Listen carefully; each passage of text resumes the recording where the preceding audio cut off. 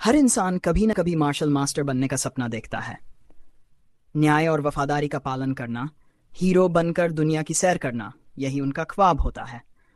उनका अंदाज आम इंसानों से बिल्कुल अलग था। हर कोई ऐसी जिंदगी चाहता था, लेकिन सबको नसीब नहीं होती थी। इसी वजह से लड़के अक्सर इसके बारे में और भी ज्यादा सपने देखते थे। एक युवा लोहे को हथौड़े से पीते हुए नजर आता है। वह लगातार मेहनत करता है जब तक कि उसकी रचना पूरी नहीं हो जाती। जो उसने बनाया वह दरअसल एक सेट एक्यूपंक्चर नीडल्स था। उसने उन सुइयों को एक ग्राहक को सौंपते हुए कहा, ये वही नीडल्स हैं जो आपने मंगवाए थे। ये नौजवान था तांग मुजेन, एक युवा वैद्य। कहानी कहती है यही वो आवाज थी जो किसी लड़के के सपनों को जगा सकती थी और उसे हीरो बना सकती थी। सुइयां लेने वाले व्यक्ति ने ध्यान से उन्हें देखा और फिर अचानक तांग से पूछा, क्या तुम सच में वैद्य हो? तांग ने हामी भरी। तभी उस आदमी ने अनपेक्षित रूप से कहा, मुझे अपना शिष्य बना लो। यह सुनकर तांग हैरान रह गया। उसी दिन से उसकी जिंदगी की आवाज बदल गई। फिर कहानी कुछ महीने पहले लौटती है। एक शांत सुबह का दृश्य दिखाया जाता है जहां वैद्य की जिंदगी सिर्फ स्क्रॉल कॉपी करने, सुबह होने से पहले तैयारी करने और मरीजों के इंतजाम करने में बीती थी। यही खामोशी उसके पिता की कला को निखार चुकी थी। मुजेन सोचता था, क्या वह भी कभी अपने पिता जैसा महान बन पाएगा? इसके बाद वह जड़ी बूटियां इकट्ठा करने बाहर भागता है। रास्ते में लोगों को मुस्कुराकर नमस्ते करता है। तभी अचानक वह एक अजनबी से टकरा जाता है। वह आदमी गुस्से में चिल्लाता है, कहाँ देखकर चल रहे हो? डर के मारे मुजेन तुरंत माफी मांग लेता है और अपनी गलती मान लेता है। मगर वह आदमी बेरहमी से हंसता है और कहता है, तुझे तो तमीज सिखानी पड़ेगी। फिर वह मुजेन को बेरहमी से पीट देता है। नैरेशन याद दिलाता है, उस वक्त भी मुजेन का सपना हीरो बनने का ही था। बाद में मुजेन अपने दो दोस्तों के साथ दिखता है। उसका चेहरा चोटों से भरा था। दोस्तों ने उसे देखते ही हंसना शुरू कर दिया। उनमें से एक, जोंगुआक, जड़ी बूटियां इकट्ठा करने का काम करता था। उसने मजाक उड़ाते हुए कहा, तुझे दूसरे आंख पर भी मुक्का खिला लेना चाहिए था। दोनों आंखों का रंग तो मैच हो जाता। जोंग लगातार चिढ़ाता रहा, चाहे तो मैं तुझे दूसरी आंख पर भी मार दूं। गुस्से में आकर मुजेन ने पलटवार किया और दोनों की लड़ाई हो गई। आखिर में दोनों थक गए और भूख से परेशान होने लगे। तभी जोंग ने कहा, कुछ अच्छा खाना है? मुजेन ने हामी भरी। जोंग ने जेब से एक मशरूम निकाला। पहले तो मुजेन हैरान रह गया, फिर तुरंत गुस्से में बोला, तू अभी भी मजाक कर रहा है क्या? जोंग ने मुजेन को डांटते हुए कहा, तुझे पता ही नहीं कब रुकना चाहिए। फिर जल्दी जल्दी समझाने लगा कि यह मशरूम कोई साधारण चीज नहीं बल्कि बेहद कीमती है। एक ऐसा मशरूम जो इंसान को खास सपनों का अनुभव करा सकता है। मुजेन हैरान रह गया। जोंग ने गर्व से कहा, इस मशरूम से तो कोई राजाओं का राजा बन सकता है, या फिर दिव्य साधु तक। बिना उसकी अनुमति लिए जोंग ने मशरूम मुजेन के मुंह में ठूस दिया। उसने समझाया कि पिछली बार जब उसने इसे खाया था तो उसने खुद को सर्वोच्च मार्शल आर्टिस्ट के रूप में देखा था। उस सपने में उसने किंग संप्रदाय के 100 योद्धाओं से लड़ाई की थी और हर अनुभव इतना असली लगा था मानो सच में हो रहा हो। उसने भरोसा दिलाया कि इस मशरूम का जहर शरीर को नुकसान नहीं पहुंचाता। यह सुनकर मुजेन लालच में आ गया और पूरा मशरूम ही निगल गया। जोग हक्का बक्का रह गया। पागल, पूरा क्यों खा लिया? मुजेन ने शांति से कहा, अगर एक निवाला मुझे ऐसा अनुभव दे सकता है कि मैं तलवार और शरीर को एक कर दूं, तो पूरा खाने से मैं तो खुद तलवारों का स्वामी बन जाऊंगा। जोंग झुंझलाकर बोला, इतनी जल्दी असर शुरू नहीं होना चाहिए था। याद रखना, ये तुम्हारा शरीर है, कुछ भी हुआ तो मैं जिम्मेदार नहीं हूं। लेकिन मुजेन आत्मविश्वास से बोला, मैं वैद्य हूं, मुझे पता है ये कितना सुरक्षित है। जोंग हंसकर बोला, तुझे वैद्य होना नहीं आता। फिर उसने कहा, अब जल्दी ही असर दिखेगा, इंतजार कर।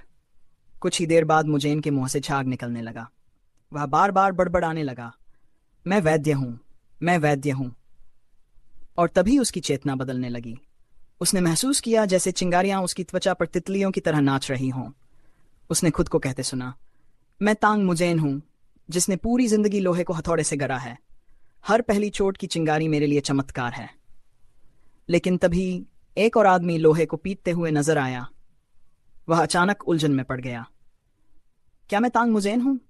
फिर खुद को सुधारा, नहीं, मैं हूं ओ ये जी, आसमानों के नीचे अद्वितीय लोहार। वह सोचने लगा, अभी अभी मैंने खुद को वैद्य क्यों सपना लिया। थकान मानकर उसने उसे झटक दिया और संकल्प लिया।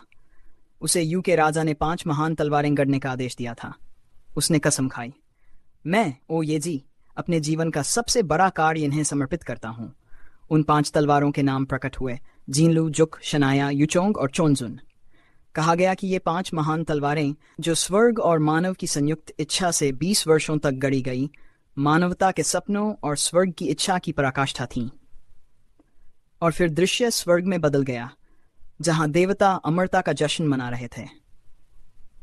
उन्होंने दिव्य पीच वाइन उड़ेलकर अपने नए अमर का स्वागत किया। स्वर्ग में देवता ओ ये जी के लिए जश्न मना रहे थे। वे चिल्ला रहे थे, आज का दिन महान है क्योंकि वह स्वर्गलोक पहुंच चुका है। उत्साह में एक अमर ने गलती से दिव्य मदिरा उस पर गिरा दी और दृश्य अचानक कट गया।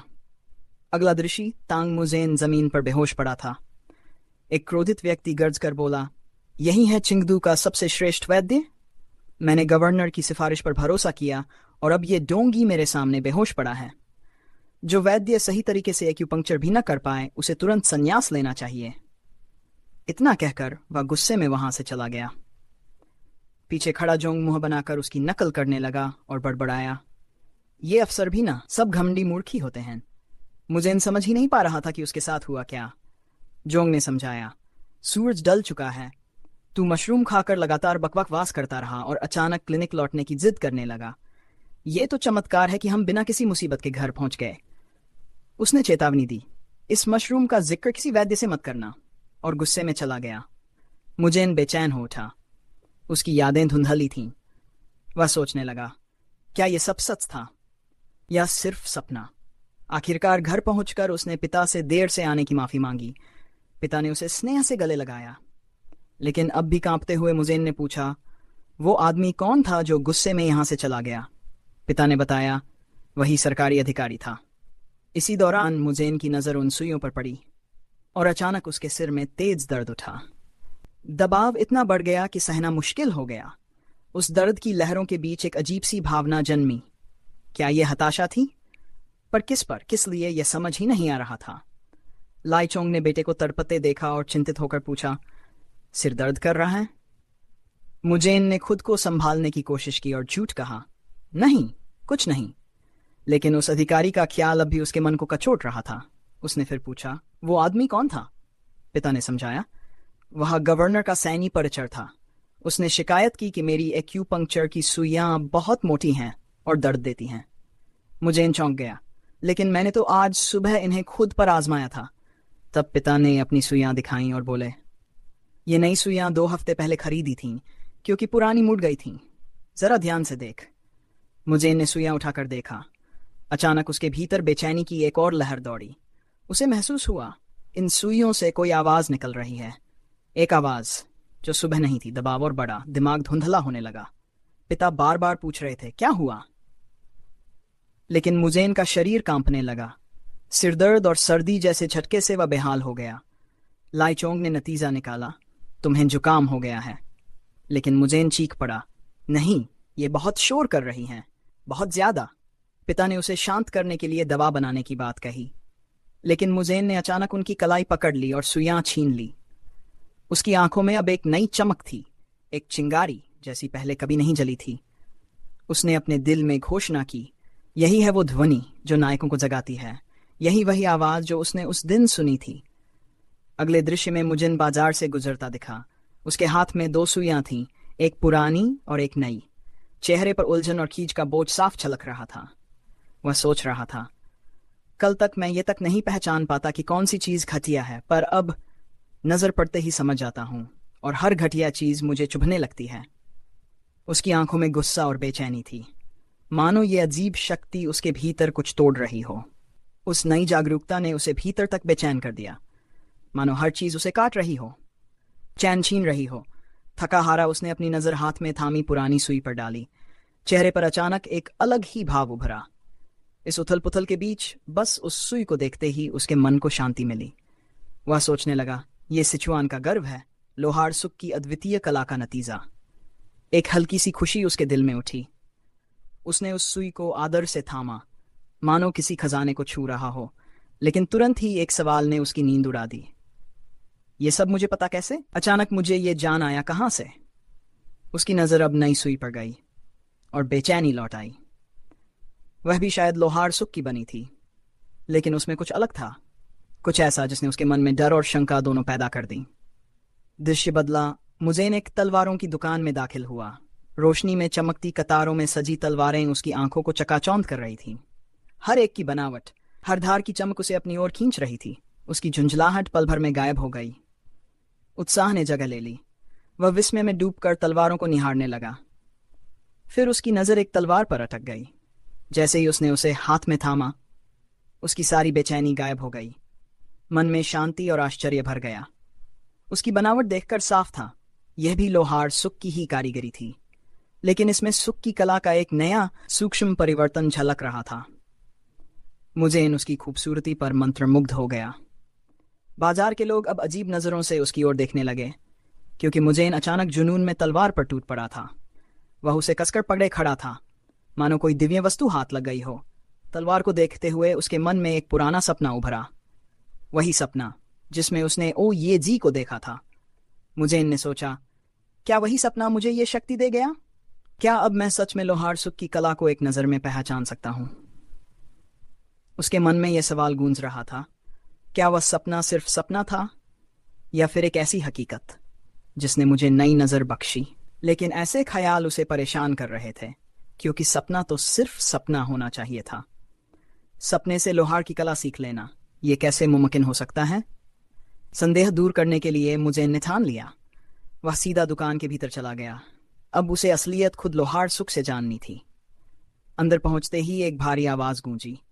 गुस्से से भरा एक आदमी उस पर चिल्लाया। वह था सुख जयसोंग, लोहार सुख का बेटा। उसने आरोप लगाया, तुम्हें मेरी बनाई सुई पसंद नहीं आई, है ना? हाँ, मैं अपने पिता जितना महान नहीं, लेकिन 20 साल से मैं धौंकनी के सामने खड़ा हूं। मुझे किसी नौसिखिए की तरह मत समझना। मुझेन उस गुस्से से घबरा गया।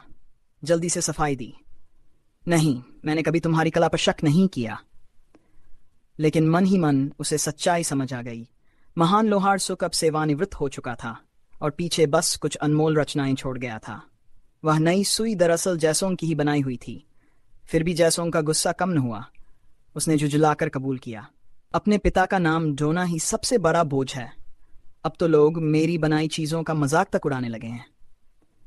फिर उसने चुनौती दी, अगर सच में इतना जान है तो यहां रखी तलवारों में मेरे पिता का काम पहचान कर दिखाओ। बताओ, मुझमें और उनमें फर्क कहाँ है? जैसोंग मन ही मन सोच रहा था, ये लड़का कभी नहीं पहचान पाएगा, क्योंकि आम लोगों के लिए सब तलवारें एक जैसी होती हैं। लेकिन अगले ही पल मुझेन ने बिना झिझक 2 तलवारें उठा लीं और शांत स्वर में बोला, यही दोनों तुम्हारे पिता की बनाई हैं। जैसोंग के कदम जैसे जमीन से चिपक गए। उसके विचार वहीं थम गए। ये कैसे मुमकिन है? उसने छत से मेरे पिता का काम पहचान लिया। वाकई फर्क इतना बड़ा था? वह बुदबुदाया, अधिकतर लोग इन तलवारों को नज़रअंदाज कर देते हैं क्योंकि इनका डिज़ाइन बहुत साधारण है, लेकिन तुम्हारी नज़र बेहद पैनी है। मुझेन ने अंदर ही अंदर सिर हिलाया। उसे पहले से ही यकीन था, क्योंकि अगर वह गलत साबित होता तो जैसोंग उसे बेइज्जत करने का मौका कभी न छोड़ता। उस पल ने मुझेन को यकीन दिला दिया, ओ ये जी का सपना साधारण सपना नहीं था। जैसोंग भी दंग रह गया। उसने मान लिया कि उसने मुझेन को गलत समझा था। वो उसे सिर्फ नखरीला ग्राहक समझ बैठा था, लेकिन अब सच्चाई सामने थी। मुझेन ने उसके पिता के काम को बिना चूके पहचान लिया, और यही बात जैसोंग को चुभ गई। उसने कड़वाहट के साथ कबूल किया, तुम्हारी नज़र शायद मेरी अपनी नज़र से भी तेज है। इतनी पैनी दृष्टि के साथ तुम केवल तमाशाबीन बने नहीं रह सकते। फिर उसने एक भारी हथौड़ा मुझेन की ओर बढ़ा दिया। लो, अब खुद कुछ बनाकर दिखाओ। मुझेन हिचकिचाया। हथौड़े का वजन, जिम्मेदारी का बोझ दोनों उसे दबा रहे थे। लेकिन जैसोंग ने तंज कसा, क्या हुआ? अगर हिम्मत नहीं है तो रहने दो, मैं अभी एक और सुई गढ़ देता हूं। ये चुनौती सुनकर मुझेन की आंखों में आग जल उठी। उसने गहरी सांस ली और हथौड़े को कसकर थाम लिया। शायद मुझे दोबारा कभी ये मौका न मिले तो क्यों ना आजमा ही लूं। आखिरकार अभ्यास शुरू हुआ। मुझेन ने पहला प्रहार किया और लोहे पर हथौड़े की आवाज गूंज उठी। शुरुआत में घबराहट थी, लेकिन जैसे जैसे वह आगे बढ़ा, ओयेजी के सपने से मिली यादें उसे राह दिखाने लगीं। जैसे किसी मरीज से कह दिया जाए कि अपना दवा खुद बनाओ, अपनी सुई खुद तैयार करो। मुजेन ने यही किया, और हैरानी की बात यह थी कि यह कामयाब हो रहा था।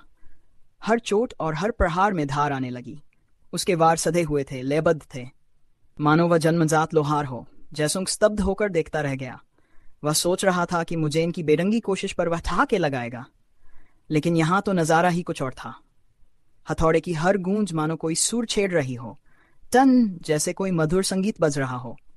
उसके ज़हन में ख्याल आया, ये तो बिल्कुल पिता की तरह काम कर रहा है। नहीं, ये तो शायद ओयेजी का पुनर्जन्म है।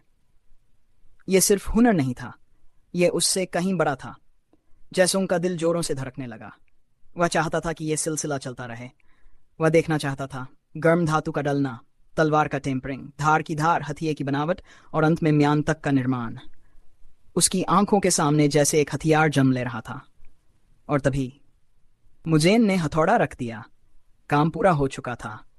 एक चमचमाती तलवार उसके हाथ में थी। मुजेन ने उसे जमीन पर गिराने की कोशिश की, लेकिन जयसुंग ने छत से पकड़ लिया।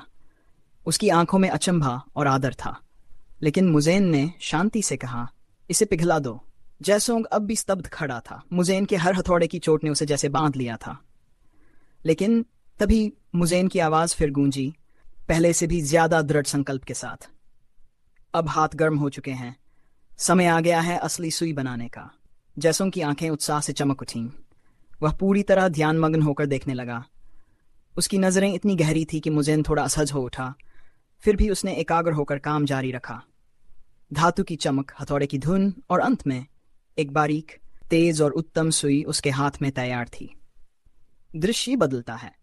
मुजेन का पिता एक वृद्ध रोगी का इलाज करता है। सुई लगते ही बूढ़ा आदमी राहत की सांस लेता है। कैसे दर्द नहीं हुआ। पास खड़ा दूसरा बूढ़ा अविश्वास में बड़बड़ाता है, लेकिन जल्द ही उसे भी उपचार मिला और वही नतीजा। दर्द नहीं, सिर्फ आराम और सुकून।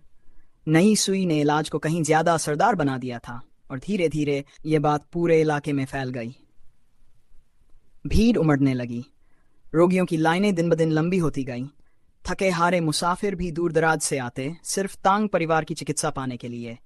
तांग परिवार का नाम मान सम्मान के साथ दूर दूर तक गूंजने लगा। एक दिन दो यात्री आपस में बातचीत कर रहे थे। उनकी बातों का विषय भी वही था, तांग परिवार सचमुच चमत्कार कर रहा है। पास ही एक बूढ़ा चुपचाप सुन रहा था। उसने कुछ नहीं कहा, सिर्फ मुड़कर धीरे धीरे आगे बढ़ गया। अगली सुबह तांग क्लिनिक के द्वार पर फिर भीड़ उमड़ी। लाइनों का अंत कहीं दिखाई नहीं देता था, लेकिन तभी एक आदमी आगे बढ़कर जबरदस्ती लाइन तोड़ने लगा। अरे क्या कर रहा है? किसी ने गुस्से से चिल्लाकर रोका, लेकिन वह बूढ़ा, हाँ वही जो पिछली रात सुनकर चला गया था, चुपचाप खड़ा रहा। लाइन तोड़ने वाले ने और ऊंची आवाज में चिल्लाना शुरू किया। गुस्से की लपट फैलने ही वाली थी कि शिंक, ठंडी धार उसकी गर्दन पर टिक गई। मुझे इनकी आंखें चौड़ी हो गई। उसने देखा, वही बूढ़ा तलवार ताने खड़ा था। भीड़ सन्न रह गई। बूढ़े ने शांत स्वर में कहा, तुम्हें सच्चाई दिखाता हूं, और पलक छपकते ही उसकी तलवार चल गई। लाइन तोड़ने वाले की छाती पर लाल लकीर उभर आई। खून बहने लगा। मुजेन तुरंत दौड़ा और घाव को दबाकर खून रोकने लगा, लेकिन तभी उसने गौर किया, ये घाव गहरा नहीं था, सिर्फ त्वचा कड़ी थी। हड्डियां और अंग सुरक्षित थे। उसके दिल में बिजली सी कौंधी। ये बूढ़ा साधारण इंसान नहीं, ये तो मार्शल वर्ल्ड का महारथी है। वह याद करने लगा, आखिर ये आदमी कौन था, किस नाम से जाना जाता था। उधर बूढ़ा घायल शख्स का मजाक उड़ाता रहा। इतनी सी खरोंच पर रो रहा है, बच्चों की तरह चिल्लाकर बेहोश हो गया। कुछ दिनों की दवा ले ले, ठीक हो जाएगा। फिर एक चालाक मुस्कान के साथ जोड़ा, बशर्ते यह कोई असली क्लिनिक हो। उसी पल मुजेन के दिमाग में एक नाम गूंज उठा, चिकित्सक हत्यारा। हाँ, यह सनकी बूढ़ा और कोई नहीं, बल्कि वही कुख्यात ली चोंग था। मुजेन की आंखों में पिता की छवि उभर आई। वह याद करने लगा, उसके पिता शायद इस धरती के सबसे बड़े वैद्य न थे, लेकिन वे एक दृढ़ वृक्ष की तरह थे, भड़कीले नहीं मगर मजबूत। यही तो उन्होंने अपने बेटे को सिखाया था, एक चिकित्सक का सच्चा दृष्टिकोण। लेकिन अब सामने खड़ा यह आदमी उस सब का उल्टा था। ली चोंग, सन की चिकित्सक, जगह जगह घूमता हुआ वह मार्शल कलाकार, जिसने चिकित्सा और तलवार दोनों में शिखर छू लिया था। कहा जाता था आकाश के नीचे 3 सबसे महान वैद्यों में से एक, लेकिन उसकी ख्याति सिर्फ उपचार की नहीं थी, बल्कि खून की भी थी। उसकी तलवार भेदभाव नहीं करती थी। अच्छे बुरे की परवाह किए बिना वह मनमर्जी से किसी भी चिकित्सक का गला काट देता। जंगहू में उसका नाम सीरियल किलर की तरह फुसफुसाया जाता था। अब तक दर्जनों निर्दोष वैद्य उसके हाथों मारे जा चुके थे। मुजेन के दिल में अचानक बिजली सी कौंधी। उसने सोचा, नहीं, अगर वह यहाँ है तो मेरे पिता। उसकी सांसें तेज हो गई। उसने देखा ली चोंग धीरे धीरे पिता के कक्ष की ओर बढ़ रहा था। घबराहट में उसने तुरंत कदम बढ़ाए। गला फाड़कर चिल्लाया, पिताजी, सावधान रहिए। लेकिन तभी एक मजबूत हाथ उसके कंधे पर आ टिका। मुजेन ने पलट कर देखा। वह किंग संप्रदाय का प्रशिक्षक जेन उसके पीछे खड़ा था। उसकी आंखों में अजीब सी शांति थी। धीमे स्वर में बोला, यह तो होना ही था। मुजेन हड़बड़ा गया। चेहरे पर बेचैनी और आवाज में निराशा थी। क्या क्या शाखा प्रमुख उसे रोक नहीं सकते? जेन ने स्थिर निगाहों से उसकी ओर देखा, फिर गहरी सांस लेकर बोला, यहां तक कि मेरे गुरु भी उस सनकी चिकित्सक से टकराने की हिम्मत नहीं करेंगे। मुजेन का दिल डूब गया।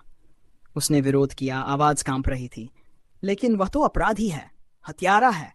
जेन की आवाज गूंजी, मेरे गुरु अपनी जान का इन्हीं है इस सनकी वैद्य के। मुजेन के पैरों तले जमीन खिसक गई, आंखें फैल गई। यानी शाखा प्रमुख की जान कभी इस हत्यारे ने बचाई थी? उसका दिल डूबने लगा। घुटनों में ताकत न रही और वह भारी मन से वहीं बैठ गया। पिता के लिए चिंता उसके सीने पर पत्थर सी दबाव डाल रही थी। जेन ने उसे संभालने की कोशिश की। धीमे स्वर में बोला, चिंता मत करो।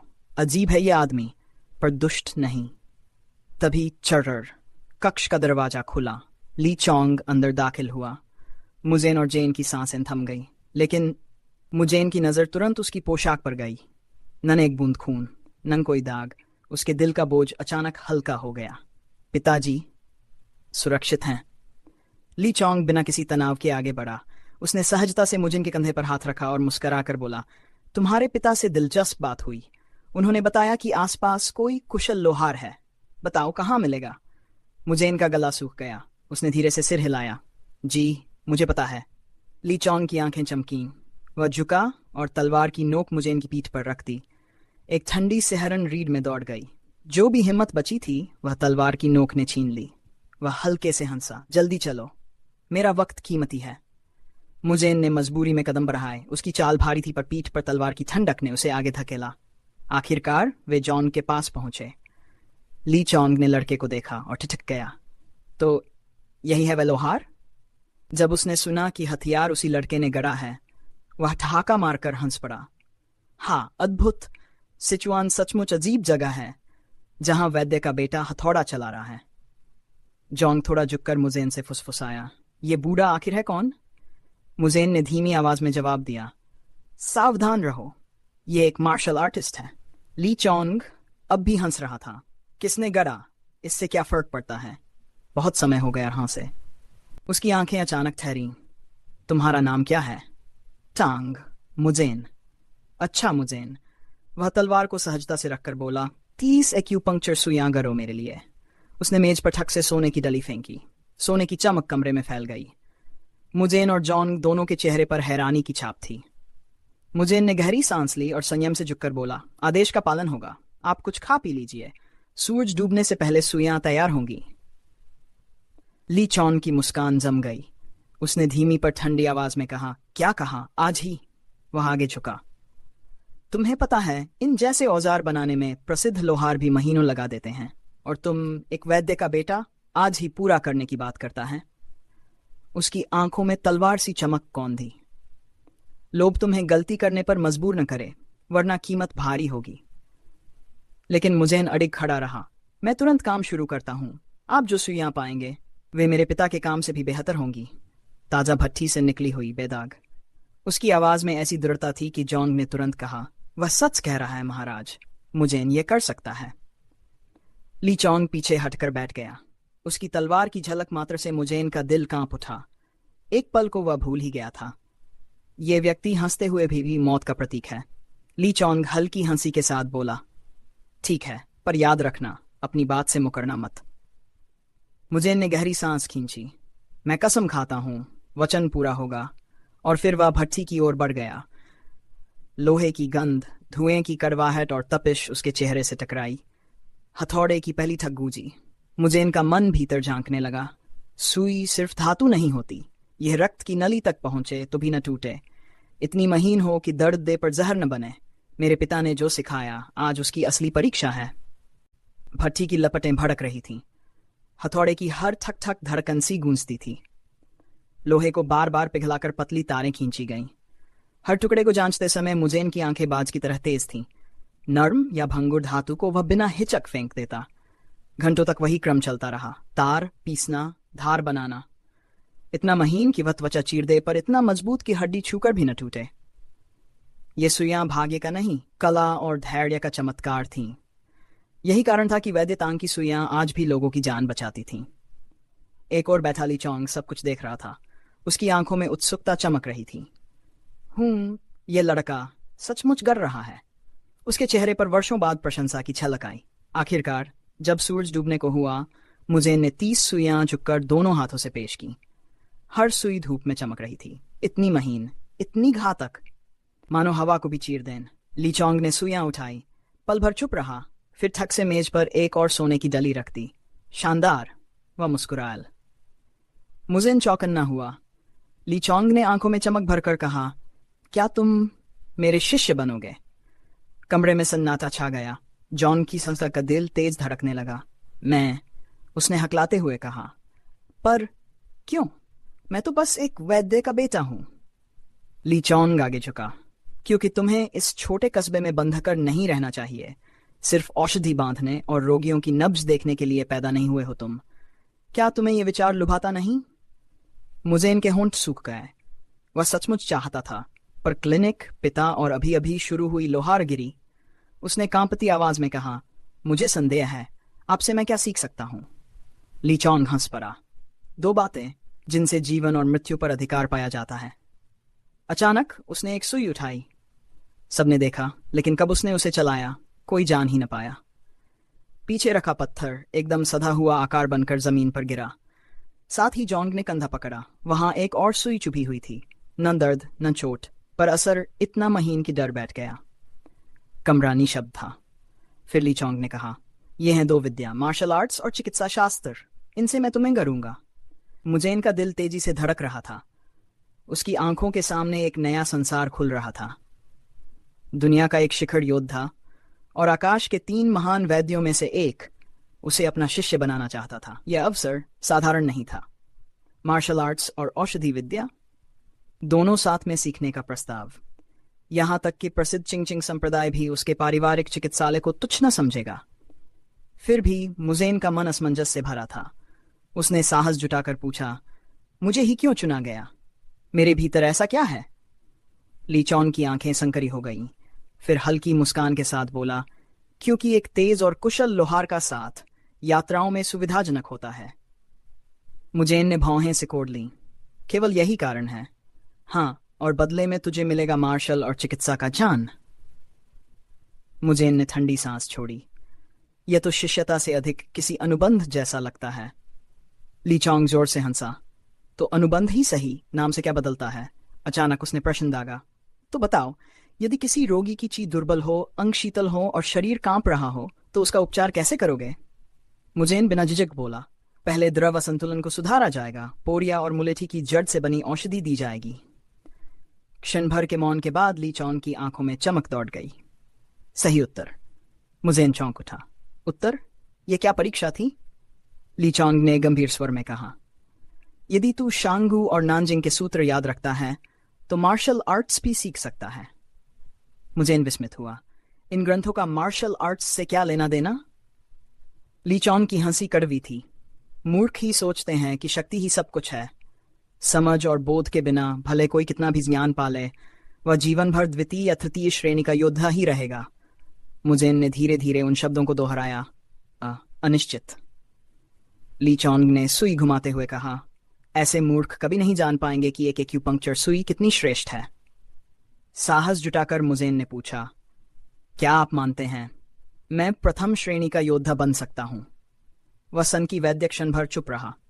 फिर हल्की मुस्कान के साथ बोला, शिष्य का अपने गुरु से आगे निकलना उसकी प्रतिभा से नहीं बल्कि गुरु की शिक्षा देने की क्षमता पर निर्भर है। और यही वाक्य अधूरा छोड़कर वह मुड़ गया। मुजेन देर तक वहीं खड़ा रह गया। उसका हृदय जोरों से धड़क रहा था। वह घर लौटा तो भीतर ही भीतर उफन रहा था। मैं सचमुच इस पथ पर चल सकता हूं, उसने कल्पना की।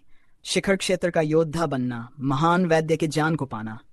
उसकी सांसें तेज हो गईं। अचानक वह हंस पड़ा, छलांगे लगाने लगा। आंखों में भविष्य की उज्जवल लौ चमक रही थी। उस क्षण उसके पिता आ गए। मुजेन घबराकर झुक गया। क्षमा करें, देर हो गई। पिता का हाथ उसके कंधे पर ठहर गया। आंखों में नमी थी, आवाज भारी। जब सुना कि वह सन की वैद्य तुझे ले गया तो मेरा हृदय जम गया था। उन्होंने स्वीकार किया कि पहले तो उन्होंने उसे साधारण उत्सुक यात्री समझकर नजरअंदाज किया था। लेकिन मुजेन, तू सचमुच सुरक्षित है ना? मुजेन ने सिर हिलाया। वह उतना भयानक नहीं जितना लोग कहते हैं। जीन सॉन्ग ने भी यही कहा था। पिता की सांसें ढीली पड़ी, परंतु चेहरे पर प्रश्न उभर आया। इतनी देर क्यों लग गई? तुझे तो केवल लोहार तक उसका मार्ग दिखाना था। मुजेन झिझका।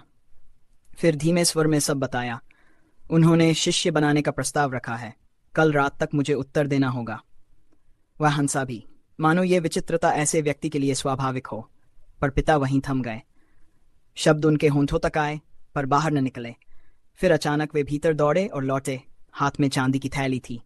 उन्होंने उसे मुजेन की हथेली पर दबा दिया। जाओ। मुजेन ठिठक गया। पर चिकित्सालय पहले से ही हाथों की कमी से जूझ रहा है, और वह तो सन की वैद्य कहलाता है। शायद यह सब केवल उसकी सनक हो। पिता की आंखों में कठोरता उतर आई। चिकित्सालय संभल जाएगा, पर यह अवसर केवल अभी है। उस क्षण मुजेन ने पिता को पहली बार एक और रूप में देखा। अब तक वह उन्हें सुदृढ़ वृक्ष मानता था जो नगर पर छाया किए खड़ा है, पर अब उसने जाना कि कभी वह वृक्ष भी एक नन्हा अंकुर था जो किसी और छाया में खड़ा होकर अपने अवसर की प्रतीक्षा कर था। उस रात मुजेन ध्यान में बैठा। उसका शरीर हल्की नीली आभा से घिरा था। वह मार्शल कला का अभ्यास कर रहा था। सिर्फ 2 दिन हुए हैं, उसने मन ही मन सोचा। फिर भी लघु परिभ्रमण सफल हो चुका था। पहली बार उसने महसूस किया कि ऊर्जा उसके शरीर के प्रत्येक कोने में प्रवाहित हो रही है। दिन बीते 3, फिर 4। शक्ति अभी भी कोमल थी, परंतु स्पष्ट आंतरिक बल धीरे धीरे संचित हो रहा था। धीरे धीरे मुजेन ने समझा, यह केवल साधारण विकास नहीं था, यह उन्नति थी। उसके हृदय में विचार उठा, यह अवसर, यही एकमात्र अवसर है बाहर निकलने का। वह मन ही मन पिता को धन्यवाद देने ही वाला था कि ऊपर शाखाओं से एक अखरोट गिरा, सटीक उसके सिर पर। क्या बात है? लीचोंग पेड़ की डाल पर बैठे हंस रहे थे। इतना गंभीर चेहरा, कहीं घर की याद तो नहीं आ रही? मुजेन चौंक गया, फिर जल्दी से बोला, नहीं, बस आज आंतरिक ऊर्जा कल से कहीं अधिक प्रबल लग रही है। लीचोंग फुर्ती से नीचे उतरे। आंखों में शरारत पर आवाज में गंभीरता थी। दिलचस्प दिन आने वाले हैं। मुजेन आत्मविश्वास से मुस्कुराया। तो इसका अर्थ है मेरे भीतर सचमुच प्रतिभा है। लीचोंग ने उसे ध्यान से देखा। प्रगति है, पर दूसरों से बेहतर नहीं, औसत ही है। मुजेन ने सिर ऊंचा किया, गर्व से बोला, औसत? औरों को लघु परिभ्रमण करने में 10 दिन लगते हैं, मैंने इसे 2 दिन में साध लिया। शायद ओ यजी का वह विचित्र स्वप्न मुझे प्रतिभा भी दे गया। लीचोंग ने त्योरियां चढ़ाईं। बकवास। पर उन्होंने जेब से एक तलवार निकाली, मुजेन के हाथ में थमा दी और स्वयं एक साधारण लकड़ी की छड़ी उठाई। सुनो लड़के, यदि तू मेरी पोशाक का एक धागा भी काट सका तो मैं तुझे अपनी पीठ पर बिठाकर पूरा सिचुआन पार कर दूंगा। मुजेन ने हथियार देखा। यह सिर्फ इस्पात नहीं, यह मृत्यु का भार था। उसके भीतर भय और महत्वाकांक्षा टकराए। 10 दिनों की साधना ने उसे आशा दी। अगर एक पल भी उसकी लापरवाही पकड़ ली तो वार सफल होगा। साहस जुटाकर वह झपटा। तलवार चमकी। लीचोंग ने कान खुजलाते हुए हंस दिया। अच्छी हिम्मत है। फिर मात्र लकड़ी की छड़ी से उसका वार ऐसे रोक दिया जैसे बच्चे की खेल तलवार हो। मुजेन जड़ हो गया। उसका ब्लेड एक खरोंच तक न छोड़ सका। लीचोंग की आवाज ठंडी पर स्थिर थी, दांत भींच। अचानक उनके शरीर से प्रचंड आभा फूटी। ये कोई हवा नहीं, कोई लहर नहीं, बल्कि समुद्र का ज्वार उमड़ पड़ा हो जैसे। मुजेन का सीना कुचल गया। वह पीछे जा गिरा। सांसें उलझ गईं, मानो फेफड़े फट जाएं। उसका मन हिल गया। ये शक्ति। लीचोंग ने लकड़ी की छड़ी कंधे पर टिका दी। चेहरे पर गंभीरता लौट आई। तो कैसा लगा? पहली बार किसी और की आंतरिक ऊर्जा झेलने का अनुभव। मुजेन हांफते हुए चिल्लाया, यह कैसे हो सकता है? मैंने सोचा था जिसके भीतर अधिक आंतरिक ऊर्जा हो उसी की शक्ति सबसे बड़ी होगी। ली चोंग जोर से हंस पड़े। कभी कभी हाँ, पर मेरी ऊर्जा बहुत कम है। मैंने तो हमेशा उसे सहारे के रूप में नहीं बल्कि बोझ मानकर टालना ही सीखा। मार्शल आर्ट्स लड़के इतना सरल नहीं। उन्होंने मुजेन को ऊपर से नीचे देखा। वैसे तू इतना बेताब क्यों है? किसे हराना चाहता है तू? मुजेन ने दृढ़ स्वर में याद दिलाया। आपने कहा था कि मुझे चरम गुरु बनाएंगे। ली चोंग ने हंसते हुए उसकी माथे पर छड़ी से चपत लगाई।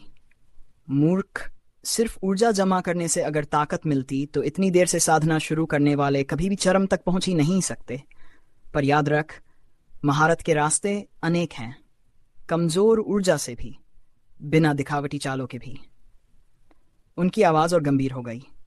तूने देखा था ना, जब मैंने तुझ पर अपनी शक्ति डाली थी तब तूने तलवार में बल डाला, फिर झटके से पीछे खींचा। यही तेरा रास्ता हो सकता है। उन्होंने तलवार की ओर इशारा किया। फिर से हमला कर। इस बार मैं आंतरिक ऊर्जा का प्रयोग नहीं करूंगा। मुजेन ने दांत भींचे। सारा संकल्प जुटाकर वह छपटा। क्षण भर को ऐसा लगा जैसे उसकी तलवार सचमुच ही चौन की लकड़ी की छड़ी को काट देगी। लेकिन पल भर में सब बदल गया। तकनीक, लय और उपस्थिति की सिर्फ धारणा ही इतनी भारी थी कि वह जमीन पर जा गिरा। ली चोंग ने ठंडे स्वर में कहा, बिना ऊर्जा के भी तू 3 बार मर चुका होता। मुझे इनका सीना धौंकने की तरह चल रहा था। सत्य उस पर पहाड़ बनकर टूटा। एक बार फिर ठक। ली चोंग ने उसके माथे पर छड़ी मारी। तेरा शरीर उस विशेष स्वभाव का नहीं जो बड़ी मात्रा की ऊर्जा संभाल सके। पर तेरी विशेषताएं अलग हैं। तेरी अनुभूति तेज है। तेरी बल की पकड़ सटीक है। तलवारबाजी अभी 3रे दर्जे की है, पर जिस सहजता से तू वारों में बल डालता है, यह 2रे दर्जे के योद्धा का संकेत है। उन्होंने हल्की मुस्कान दी। याद रख, भटकना भी कभी कभी रास्ता बन जाता है। सिर्फ 10 दिनों में तेरी प्रगति प्रशंसनीय है। मुझे इनकी आंखें चमक उठीं। तो इसका मतलब है मैं पहले ही 2य श्रेणी का योद्धा बन चुका हूं। ली चोंग ने मन ही मन पछताया कि उसने मुजेन की जरा सी तारीफ कर दी थी, क्योंकि अगली ही सांस में मुजेन ने ठाठ से ऐलान कर दिया, मैं तो जन्मजात प्रतिभाशाली हूं। उसकी डींग पर ली चोंग बस माथा पकड़कर रह गए। उसी समय मुजेन ने झाड़ियों में कुछ हलचल देखी। गुरुजी, वहां कोई पड़ा है। ली चोंग की नजर पैनी हो गई। जंगली जानवर? नहीं, पैर तो इंसान के हैं। वे पास पहुंचे तो देखा वह आदमी 3 गांठों वाला परिधान पहने था।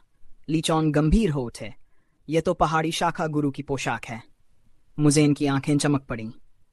शाखा गुरु यानी लगभग चरम गुरु के बराबर। आदमी ने अपना नाम बताया। मैं हूं होंग जुआन, जूल गांव का शाखा गुरु। लोग मुझे होंग जी भी कहते हैं। उसकी आवाज टूटी फूटी थी, आंखों में थकान। उसने कहा कि उसका गांव एक भयानक बीमारी से ग्रस्त है। लगातार मौतें हो रही थीं। वह चिकित्सक की खोज में निकला था और उन्हें मिलना उसके लिए सौभाग्य था। रास्ते भर होंग उनकी अगुवाई करता रहा। उसने कहा, अजीब है, यह सफर 2 घंटे का है, पर मैं आधा दिन भटकता रहा। शायद मैंने कभी गांव से बाहर कदम ही नहीं रखा। मुझे इनने राहत की सांस ली। कम से कम तुम और तुम्हारे गुरु बीमार नहीं पड़े। होंग ने गंभीर स्वर में सिर हिलाया। भगवान की कृपा रही। लगभग 1 महीने पहले यह शुरू हुआ था। पहले तो लोग समझे मौसमी खांसी है, पर धीरे धीरे आधे से अधिक गांव बीमार हो गए। 20 मौतें हो चुकी हैं। उसकी आंखें लाल हो गईं।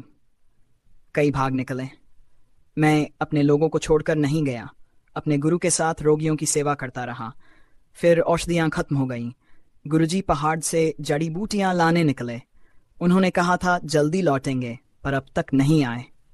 होंग की आंखें आंसुओं से भीग गईं। अब आप आ गए हैं, आशा है आप मदद करेंगे। कुछ ही देर बाद जूल गांव नजर आने लगा। गांव के रक्षक माजियांग होंगजी ने उनका स्वागत किया। वे उन्हें भीतर ले गए, जहां एक नन्हा बालक तड़प रहा था। मुजेन ने उसकी नब्ज पकड़ी। बालक पसीने में भीगा था, त्वचा चिपचिपी, नाड़ी तेज और कमजोर। कानों में ज्वाला थी, पर हथेलियां ठंडी। माता पिता ने कहा, वो उल्टी कर चुका है, सिर दर्द और चक्कर की शिकायत करता है। मुजेन ने गहरी सांस ली। नमी और ऊष्मा ने शरीर को जकड़ लिया है। नाड़ी तीव्र है, सिर पर गर्मी का जमाव।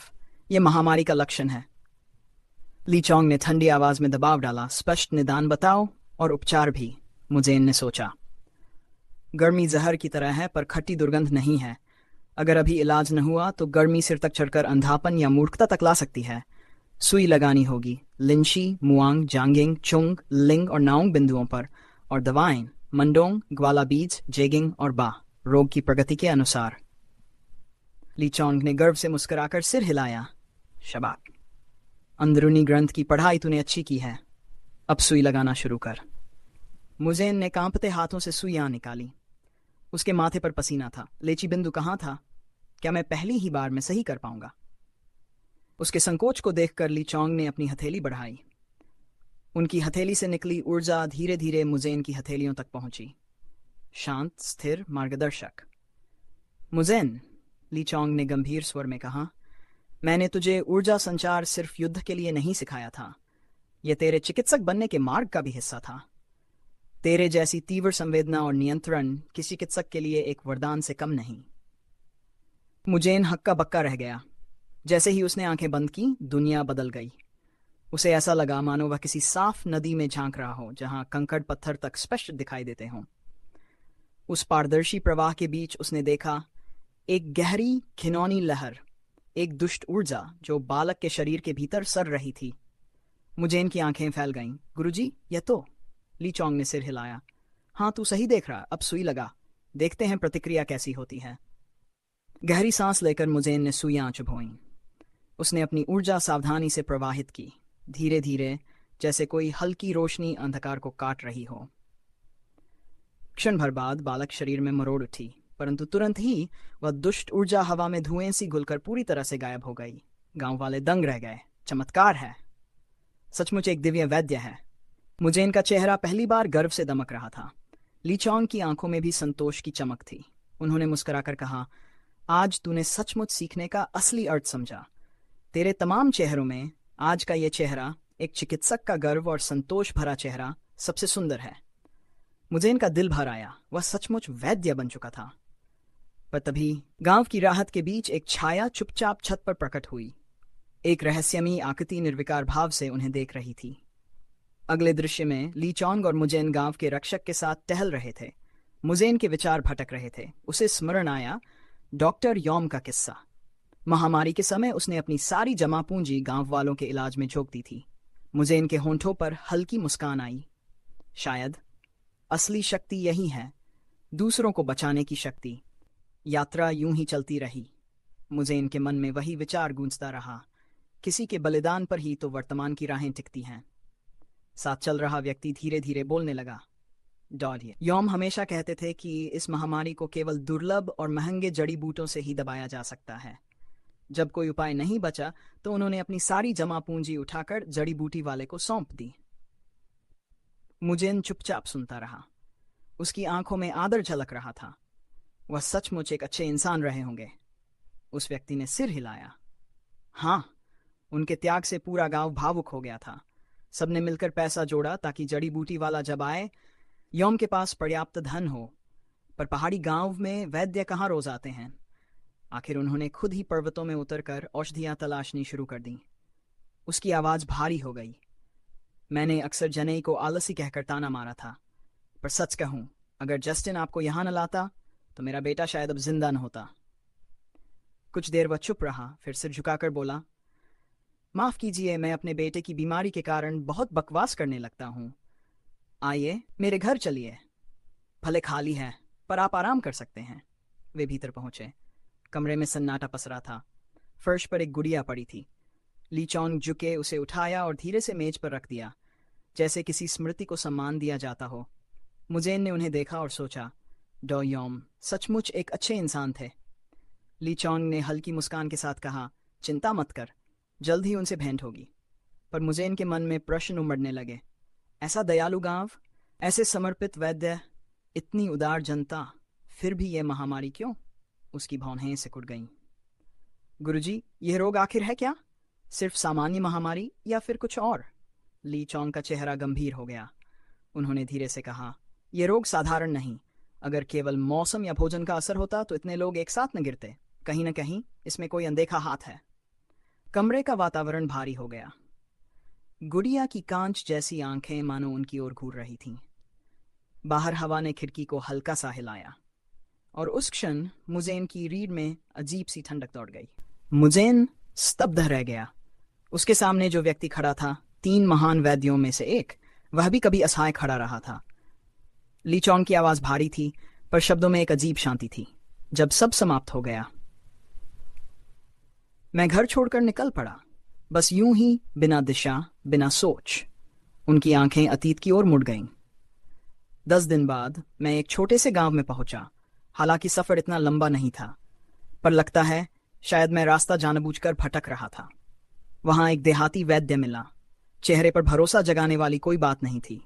मुझे इन ध्यान से सुन रहा था। ली चोंग ने धीमी हंसी छोड़ी। मैंने उसे अपनी व्यथा सुनाई। उसने बस शांत भाव से सुना, फिर 5 नयांग मांगे और एक औषधि दे दी। कुछ पल रुककर उन्होंने जोड़ा, वही औषधि जो मेरी पत्नी और बेटी को बचा सकती थी, बस 5 नयांग। 4 दिन पहले अगर मैंने जाना होता तो मेरी दुनिया आज वैसी न होती। कमरे में सन्नाटा छा गया। मुझे इनका गला सूख गया। वह कुछ कहना चाहता था, पर शब्द ही नहीं मिले। ली चोंग ने आगे कहा, इसलिए मुझे इन कभी मत सोचना कि जान की यात्रा पूरी हो गई। हर बार जब तुम समझो कि तुम सब जान चुके हो, उसी क्षण तुम्हारी सबसे बड़ी भूल शुरू होती है। बाहर से शोक गीत की आवाजें धीरे धीरे तेज हो रही थीं। मुझे इनका हृदय भारी हो गया। वह सोच रहा था, दवा तभी मायने रखती है जब रोग का ज्ञान हो, वरना यह सब कुछ खोखला है। ली चोंग की आंखें गुड़िया पर टिक गई, जो अब भी मेज पर पड़ी थी। मैंने उस दिन खोया था, पर उसी क्षण से मैं वैद्य बना। न खुद के लिए, न किसी पदवी के लिए, बल्कि ताकि किसी और को वह पीड़ा न सहनी पड़े जो मैंने सही। जब वह किसी और उत्तर की तलाश में था, तभी उसकी पत्नी और बेटी दोनों मर गई, बीमारी पकड़ने के सिर्फ 4 दिन बाद ही। मुजने ने संवेदना व्यक्त की, लेकिन ली चोंग ने इसे दुखद कहानी नहीं कहा, बल्कि उन्होंने कहा कि इसका दूसरा हिस्सा तो लगभग हंसने योग्य है। कष्ट सहते और घर छोड़कर भटकते हुए वह एक छोटे से गांव पहुंचा। हालांकि रास्ता सिर्फ 1 दिन का था, लेकिन वह 10 दिन बाद पहुंचा। वहां एक देहाती डॉक्टर, जिसके चेहरे पर भरोसा करना मुश्किल था, उसकी कहानी सुनकर शांत मन से दवा लिखकर दी और केवल 5 न्यांग मांगे। डॉक्टर ने कहा था कि समय पर दवा दी जाती तो ये बीमारी आसानी से ठीक हो जाती। ली चोंग ने स्वीकार किया कि उसके पास दर्जनों चांदी के न्यांग थे, इतने कि वह अपनी बेटी की कई बार शादी कर सकता था। उसका परिवार गरीबी, अयोग्यता या जड़ी बूटियों की कमी से नहीं मरा था, बल्कि इसलिए क्योंकि एक डॉक्टर नहीं जानता था कि दूसरा क्या जानता है। यही सबसे हंसने योग्य सच्चाई थी। इसी एहसास ने उसे खुद डॉक्टर बनने पर मजबूर किया, ताकि वह हर वैद्य का ज्ञान एक जगह इकट्ठा कर सके। फिर भी 30 साल बाद भी उसकी पत्नी और बेटियों के चेहरे उसकी स्मृति में धुंधले हो चुके थे। मुझने स्तब्ध था। बूढ़े आदमी की हंसी में उसे एक ऐसा शोक सुनाई दिया जो किसी अंतिम संस्कार की विलाप ध्वनि जैसा था। बाद में मुझने आगे जांच करने की तैयारी की। उसने ली चोंग से कहा कि वह गांव में जाकर बीमारी के स्रोत की तलाश करेगा। ली चोंग ने अनुमति दी और कहा कि वह भी जल्द शामिल होगा, लेकिन मुझने को चेताया कि समय बर्बाद न करे। मुझने ने उसे आश्वस्त किया और निकल पड़ा। उसकी खोज की शुरुआत सुअरखाने से हुई, फिर भंडार गृह से, और अंत में उस पहले घर तक पहुंचा जहां बीमारी ने दस्तक दी थी। उसने एक ग्रामीण से इसकी पुष्टि की और गहराई से विचार किया। ठंडी प्लेग शरीर को जमा देती थी, जबकि गर्म प्लेग उसे जला देती थी। लेकिन दोनों ही बुरी ऊर्जा इविची से पैदा होती थी, जो अंधेरी और गंदी जगहों में पनपती हैं। फिर भी उसे ऐसी कोई ऊर्जा कहीं महसूस नहीं हुई, न पशुखानों में, न कुओं में, और न ही बाजारों में। आमतौर पर महामारी अपने स्रोत से गोल घेरे की तरह फैलती है, लेकिन यहाँ कुछ अजीब था। मुजिन ने गियांगी से पूछा कि क्या बीमारी जोंग से शुरू होकर क्रम में फैली थी। गियांगी ने पुष्टि की कि हाँ, पहले पश्चिमी हिस्सा प्रभावित हुआ और फिर पूर्वी, और बच्चों पर असर पहले पड़ा, फिर बड़ों पर। टुकड़े तो मिल रहे थे, पर पूरा चित्र स्पष्ट। मुजिन ने पूछा कि गांव के पश्चिम और पूर्व हिस्सों में क्या अंतर था। होंग ने बताया कि लोग कहते थे पूर्व में योंग ऊर्जा ज्यादा है, जबकि पश्चिम में मोरिन। मुजिन ने इससे इनकार दिया और कहा कि वह और ली चोंग पश्चिम से आए थे और वहां कोई बीमारी के लक्षण नहीं दिखे। फिर उसने सोचा कि बच्चे पहले क्यों बीमार हुए। होग ने कहा कि बच्चे तो बस साथ खेलते थे, उनका पसंदीदा खेल का स्थान पश्चिम की ओर स्थित नाले के पास था। यह सुनते ही मुझे चौंक गया। क्या नाले का पानी ही कारण? लेकिन पूर्व में तो एक कुआं भी था और वह गंदा नहीं दिखा था। उसने गियांगी से पूछा कि क्या पूर्व का कुआं हमेशा सूखा रहता था। बुजुर्ग ने बताया कि वह केवल वसंत में थोड़े समय के लिए सूखता है। मुजने ने महामारी की शुरुआत की तुलना कुएं के सूखने से की। गियांगी ने स्वीकार किया कि यह लगभग उसी समय शुरू हुई थी। यह एहसास मुजने पर गहरा असर डाल गया। अगर पूर्व का कुआं सूख गया था तो पूरा गांव नाले का पानी इस्तेमाल कर रहा होगा। इसलिए पहले पश्चिमी हिस्सा और बच्चे बीमार पड़े। थोड़ी देर बाद वह होंग और गियांगी के साथ नाले की ओर गया। पानी साफ दिख रहा था, न तो गंदा था और न ही उसमें कोई बदबू थी, लेकिन सारे सबूत उसी की ओर इशारा कर रहे थे। अब आगे बढ़ने का एक ही रास्ता था, पानी की जांच करना। उसने हाथ में कुछ पानी लिया, ध्यान से महसूस किया और उसे कुछ असामान्य लगा। उस सुराग का पीछा करते हुए उसने पहाड़ियों की ओर इशारा किया और उन्हें वहां ले गया। वे चढ़ाई करने लगे, पथरीले रास्ते पार करते हुए, जब अचानक एक गंध उन तक पहुंची। मुजने ने पूछा कि क्या दूसरों ने भी इसे महसूस किया। होंग ने पुष्टि की कि हाँ, अजीब सी गंध है। जितना आगे बढ़े गंध उतनी तेज होती गई और एक बेचैन कर देने वाली आभा ने पहाड़ियों को ढक लिया। पेड़ सूखे और बेजान खड़े थे। मुजने ने सोचा कि आखिर ऐसा कौन सा भयावह कारण रहा होगा जिसने ये उजाड़ दृश्य पैदा किया। आगे बढ़ते हुए उन्हें लगा कि जमीन नरम होती जा रही है। मिट्टी कमजोर हो रही थी और उनके पैर उसमें धंस रहे थे। मुजने को एहसास हुआ कि जमीन के नीचे कुछ दबा हुआ है। उसने कहा कि सचमुच यहां मिट्टी में कुछ दफन है। दृश्य बदलकर एक मन जड़ी बूटी वाले भंडार घर में चला गया जहां मुजने दवा तैयार कर रहा था। वह उस जगह की प्रकृति पर विचार कर रहा था। भंडार घर सूखी जड़ी बूटियों और मृत जानवरों से भरा हुआ था। फिर भी सरन की बदबू के बजाय वहां एक हल्की सुगंध थी जिसे मुजने कभी पसंद करता था। यह मौत की गंध थी जिसमें अब भी जीवन की हल्की झलक मौजूद थी। ऐसी खुशबू जो कभी किसी के जीने की उम्मीद बन जाती थी। इन विचारों के बीच वर्तमान खुला। मुजने और होंग मिट्टी खोद रहे थे। जमीन के नीचे से सड़े हुए जानवरों के शव निकलने लगे। ये दृश्य देखकर मुजने हिल गया। उसे समझ आया कि उस भंडार घर के विपरीत यहां केवल शुद्ध मृत्यु थी, एक ऐसी सरांध जो और मौत फैलाने के लिए बनी थी। वह सोचने लगा, कौन इस सबके पीछे था और आखिर इतनी क्रूरता क्यों की गई। मुजने ने होंग और गियांगी से कहा कि सब कुछ खोद कर निकालें और उसे नाले से बहुत दूर ले जाएं। अनगिनत शवों को देखकर गियांगी भय से कांप उठा, लेकिन होंग के साथ मिलकर उसने एक एक कर लाशें निकालना शुरू किया। यह सब देखकर मुझने अपने आप से बुदबुदाया कि इतनी जहरीली गंध का थोड़े समय तक ही संपर्क अनगिनत महामारियां फैला सकता है। जहरीली जड़ी बूटियां या खनिज तुरंत मार डालते, लेकिन यह किसी ऐसे व्यक्ति का काम था जो संक्रामक जहर की धीमी और घातक प्रकृति को भली भांति जानता था। उसे समझ आया कि इस षड्यंत्र का समय कुएं के सूखने के साथ मेल खाना और इसके पीछे की गहरी तैयारी का केवल एक उद्देश्य था, संहार। यह सोचकर उसका दिल कांप उठा और उसका शरीर बेकाबू होकर कांपने लगा। उसी क्षण एक आदमी खून से सना थैला लेकर वहां पहुंचा। उसने सवाल किया कि आखिर कोई क्यों किसी और की मेहनत से कमाई जमीन पर ऐसी हरकत करेगा। जैसे ही गियांगी ने उस आदमी को पहचाना, उसका गुस्सा भड़क उठा और उसने चिल्लाकर नाम लिया, डोयोम। मुजिन ये नाम सुनते ही सन्न रह गया और उसके दिमाग में सच्चाई जुड़ने लगी। योम को पहले से पता था कि ऐसे जहर का क्या असर होगा। वह गांव की हालत से पूरी तरह वाकिफ था और उसने इलाज का पैसा तभी लेना शुरू किया जब महामारी फैल चुकी थी। यह भयावह सच मुजने को भीतर तक हिला गया। डॉसर योम असली अपराधी था, एक ऐसा वैद्य जो बाहर से दयालुता का मुखौटा पहनता था लेकिन भीतर से केवल मौत बोता था। लालच से भरा हुआ एक राक्षस। उसकी गंदी भूख पूरी जूलकॉन बस्ती को निगलना चाहती थी, और जब सच सामने आया तब भी वह बेहयाई से खड़ा रहा। मुझने गुस्से से कांप उठा, सोचते हुए कि ऐसे आदमी को निर्दयी मौत से कम कुछ भी नहीं मिलना चाहिए। गियांगी भी क्रोध से भर गया और सीधे डोयोम का सामना किया। उसने आरोप लगाया कि वही महामारी का कारण है और वही नकली इलाज का ढोंग कर रहा है। योम ने बिना किसी पछतावे के स्वीकार किया कि उसने पूरी जिंदगी अच्छे कामों में बिता दी और अब वह सिर्फ एक बार व्यापार करना चाहता था। उसकी बातों ने गियांगी का गुस्सा भड़का दिया। वह उस पर झपट पड़ा और चिल्लाया कि अनगिनत जाने पहले ही जा चुकी हैं। क्रोध में उसने जानवर की खोपड़ी उठाकर डॉन योम पर फेंक दी, लेकिन उसके पहुंचने से पहले ही योम के एक आदमी उसे बीच में ही काटकर 2 टुकड़े कर दिए। योम ने विकृत हंसी के साथ जवाब दिया कि उसे मृतकों की परवाह नहीं, उसके लिए केवल यही सच था कि इन लोगों ने उसकी मेहनत पर पानी फेर दिया था और अब उन्हें इसकी कीमत अपनी जान देकर चुकानी होगी, चाहे आज या कल।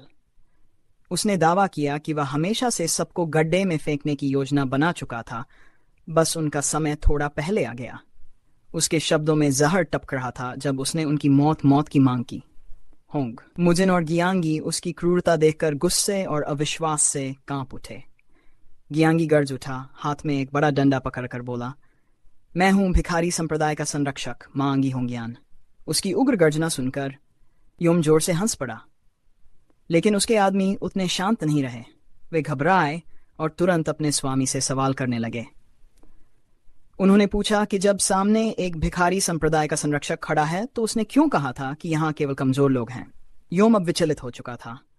हकलाते हुए उसने कहा कि उसे कुछ भी पता नहीं, लेकिन गियांगी ने अपने डंडे पर पकड़ और कस दी। उसने युद्ध की मुद्रा बनाई और नजदीक खड़े योम के गुर्गे पर नजर टिकाई। वह जोर से बोला कि अब वह गिनती शुरू करेगा और वादा किया कि उसके हथियार का शिकार केवल एक ही होगा, बाकी को वह बख्श देगा। उसने डॉस योम से सीधे कहा कि गांव में और बेकार की मौतें नहीं होनी चाहिए। उसने उसे विनती की कि अभी चला जाए, इससे पहले कि और खून बह जाए। मुझने ये सब देखकर दंग रह गया। बुजुर्ग माजियांगी ने सिर्फ अपनी उपस्थिति से ही दुश्मनों को जकड़ लिया था। इसी बीच होंग ने मुझने को फुसफुसा कर कहा, यही मौका है, भाग निकलो, मैं तुम्हें नाले के पार फेंक दूंगा। बस एक बात याद रखना, पीछे मुड़कर मत देखना, सीधे गांव जाना और सबको सच्चाई बताना। मुझने हिचकिचाया और माफी मांगते हुए बोला कि ये मदद मांगना उसके लिए शर्म की बात है। उसने कहा कि होंग और गियांगी जैसे शाखा स्तरीय और रक्षक स्तर के योद्धा क्या सच में ऐसे काम करेंगे? होंग ने दृढ़ता से कहा, पद या दर्जे का कोई मतलब नहीं, जरूरी है कि मैं और मेरा गुरु लड़ें।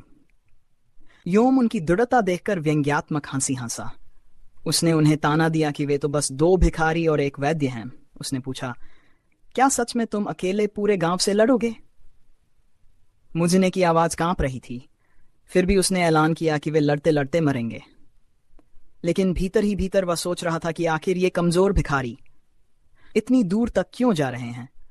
उसने सुझाया कि अगर सब साथ मिलकर गांव भाग जाएं तो शायद कुछ जाने बच जाएं, मगर उसे भी मानना पड़ा कि इतने दुश्मनों से भागते हुए वे उसे कभी नहीं बचा पाएंगे। होंग ने दृढ़ स्वर में कहा, हमने पूरी जिंदगी गांव वालों की दया पर गुजारी है, उनसे हमें जो मिला उसी से जी पाए, लेकिन अब वक्त आया है तो हम उनके लिए लड़ेंगे, यही हमारे गुरु की शिक्षा थी। गियांगी ने डंडा और कसकर पकड़ा और गिनती शुरू कर दी। उसकी आंखों में मौत तक लड़ने का निश्चय साफ छलक रहा था। उधर डोमी योम ने अपने आदमियों को बहलाया, जिसने आज इन्हें मारा उसका जुआ का सारा कर्ज मिटा दूंगा। यह सब या तो अभी खत्म होगा या कभी नहीं। उसकी आवाज में लालच और बर्बरता टपक रही थी। उसके आदमी भी गर्ज उठे, अब पीछे मुड़ने का कोई रास्ता नहीं। अराजकता के बीच अचानक होंग ने मुजने को कमर से पकड़ा और उसे जोर से हवा में उछाल दिया। मुजने आसमान में ऊंचा उछला, स्तब्ध रह गया। गिरते हुए उसके मन में सवाल उमड़ पड़े, क्या भाग जाना ही सही है? अगर मैं चला गया तो होंग और गियांगी का क्या होगा? क्या मैं भी लड़ाई में उतरूं? शायद जीतने का कोई मौका बन जाए। लेकिन उसके सोचने से पहले ही एक दुश्मन ने उसे हवा में ही मार गिराया। वह जमीन पर जोर से गिरा, बदहवास होकर उठा और दौड़ने लगा। उसका दिल कह रहा था कि यह कायरता है, लेकिन दिमाग ने उसे समझाया कि यह सम्मान है, अपने साथियों की अंतिम इच्छा पूरी करना, गांव का संदेश दुनिया तक पहुंचाना। फिर भी एक और आवाज भीतर से उसका मजाक उड़ा रही थी, तू भाग रहा है। उसका दिल दर्द से भर गया। उसे यकीन था कि माजियांगी और होंगियान मौत तक लड़ेंगे। उसने अपनी कमजोरी पर रोष किया। उसे अफसोस हुआ कि उसने अभी अभी मार्शल आर्ट्स की शुरुआत ही थी, उसके पास लड़ाई में देने को कुछ नहीं था। काश मैं भी शीर्ष योद्धाओं में से एक होता। मुझने भाग रहा था, लेकिन उसके दिल में कसक थी। उसने सोचा, क्या मैं अब भी भाग रहा हूं? क्या सच में होंगियान कोई शीर्ष योद्धा है? उसके कदम रुक गए। मन कांप रहा था, पर निर्णय दृढ़ हो चुका था। उसने वापस लौटने का निश्चय किया। धड़कते दिल और लौटती यादों के साथ वह भागते हुए वापस आया। उसे याद आया जब उसने एक बच्चे की मदद की थी जिसे किंगचिंग बच्चों ने परेशान किया था। उस दिन वह खुद पिट गया था, पर भीतर से गर्व महसूस किया था, अन्याय के सामने खड़ा होने का गर्व। लेकिन अब उसके विचार बदल चुके थे। वह चाहता था कि रास्ता और लंबा हो, ताकि शायद लड़ाई खत्म हो जाए इससे पहले कि वह पहुंचे। कायरता उसके भीतर उठ रही थी, लेकिन वह जानता था कि अगर आज वापस नहीं लौटा तो उसकी पूरी जिंदगी सिर्फ भागने की जिंदगी बन जाएगी। झाड़ियों के बीच से उसने देखा गियांगी और होंग कई आदमियों से भिड़े हुए थे। उनके शरीर घायल और लहूलुहान थे, लेकिन हार मानने से इनकार कर रहे थे।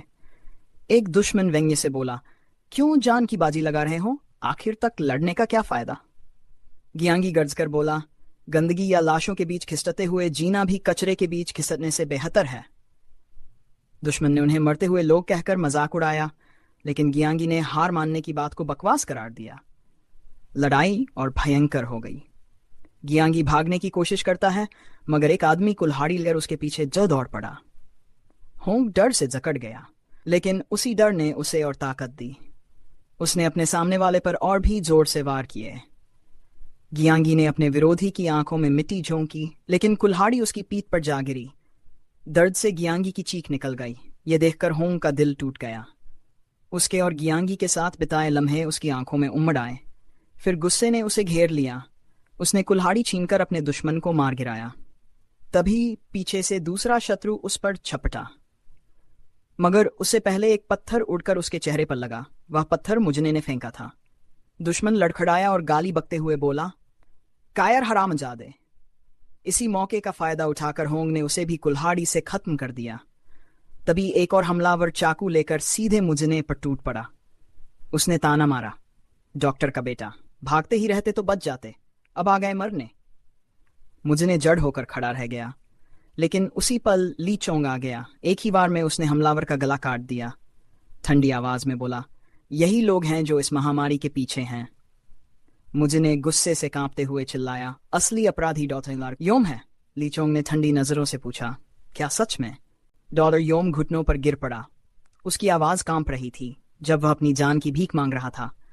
उसने वादा किया, मैं तुम्हें ऐसी दवा दूंगा जो जूलगांव की किसी भी दवा से 1000 गुना बेहतर होगी। वह लालच और झूठी उम्मीदों से सौदा करने लगा।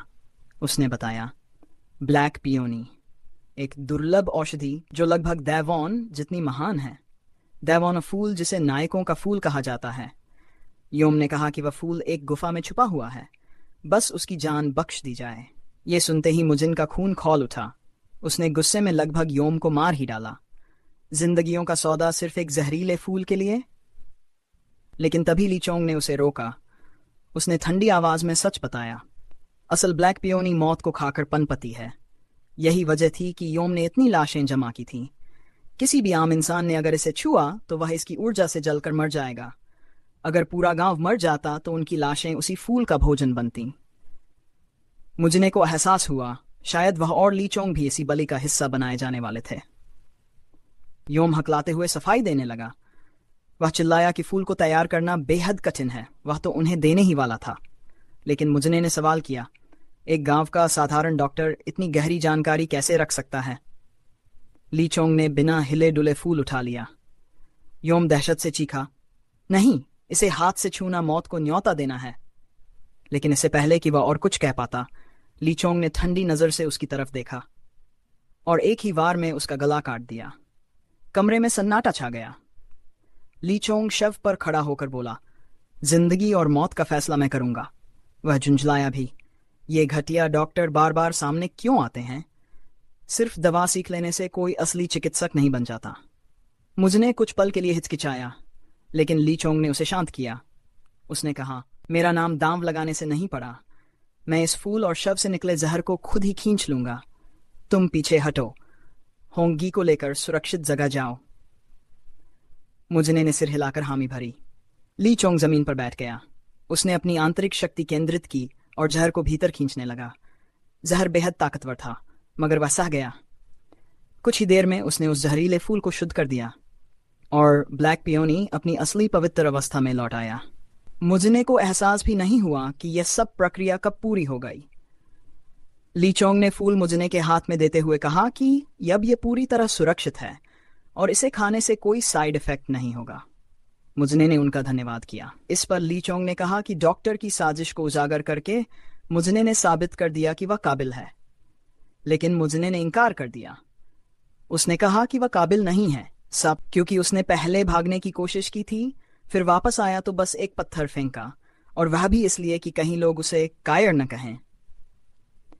लीचोंग ने जवाब दिया कि यहां तक कि हांग जी भी मुजने को ऐसे देख रहा है जैसे वह सचमुच काबिल हो। उसने समझाया कि भागने के बाद लौटना सामने खड़े होकर सब कुछ झेलने से कहीं ज्यादा मुश्किल होता है। ऐसा फैसला वही ले सकता है जो अपनी गलती मानकर कर्तव्य निभाने का साहस रखता हो। उसने कहा, भागना शर्म की बात नहीं है।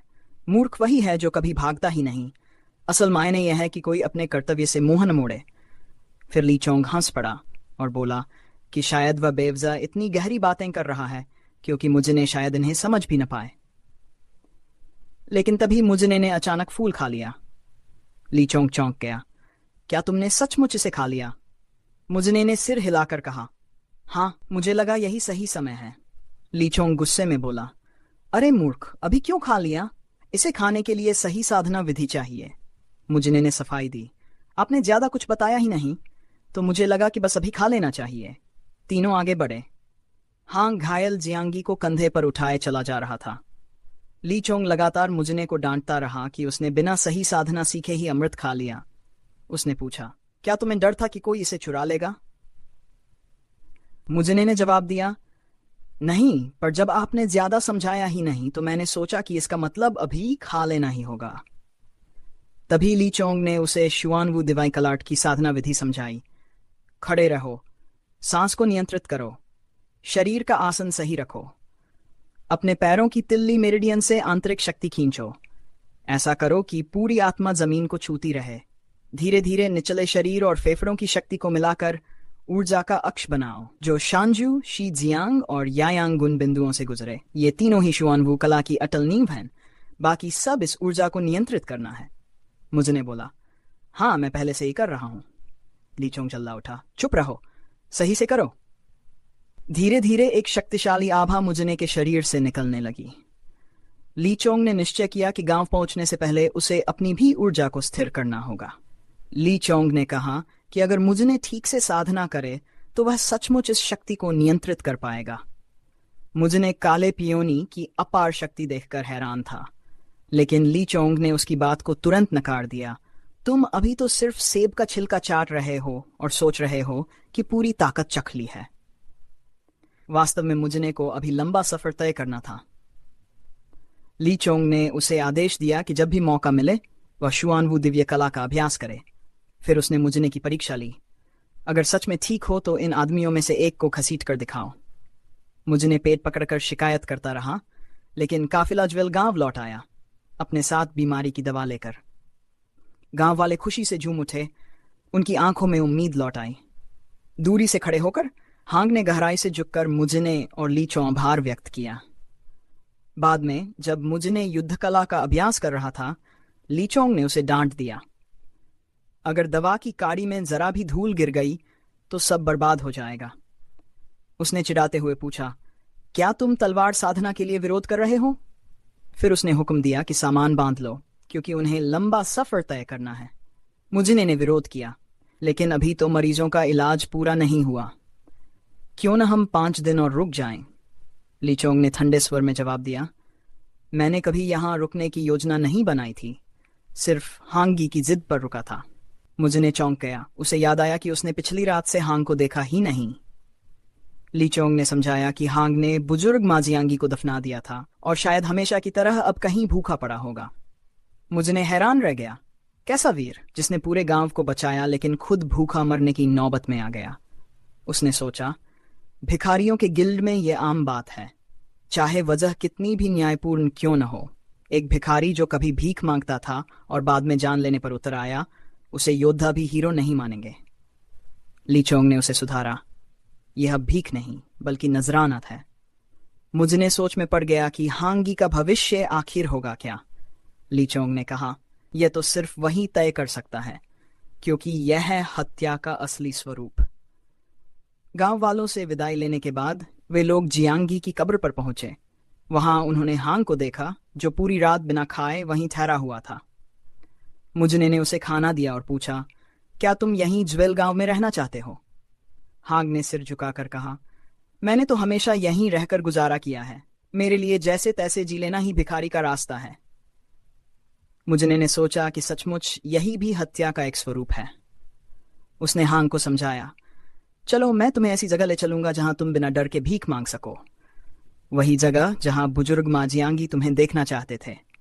वह लीचोंग की ओर मुड़ा, मानो सहमति मांग रहा हो, लेकिन लीचोंग तो पहले ही आगे निकल गया था। मुजने ने हांग का हाथ पकड़ा और दौड़ते हुए उसके पीछे चल पड़ा। हांग ने पूछा, हम कहाँ जा रहे हैं? लीचोंग मुस्कुराया और चिढ़ाते हुए बोला, मुजने, तुमने अब तक एक बार भी नहीं पूछा। एक सच्चे प्रतिभाशाली को तो यह सवाल पहले ही कर लेना चाहिए था। आखिरकार मुजने ने पूछा, तो बताइए हम कहाँ जा रहे हैं? लीचोंग ने जवाब दिया, हमारी अगली मंजिल है लुयोंग। लीचोंग मुजेन और हांग को तलवारबाजी के कई रूप दिखाते हैं। वह जाशिम तलवार कला का परिचय देते हैं, बताते हुए कि ये कोई दिखावटी नाम नहीं, बल्कि तलवारबाजी के असली सार के सबसे करीब की तकनीक है। इसके बेहतरीन रूपों में वह लॉन्ग स्प्रिंग वाइन, स्पैरोसबी और ट्वाइन जैसी चालें दिखाते हैं।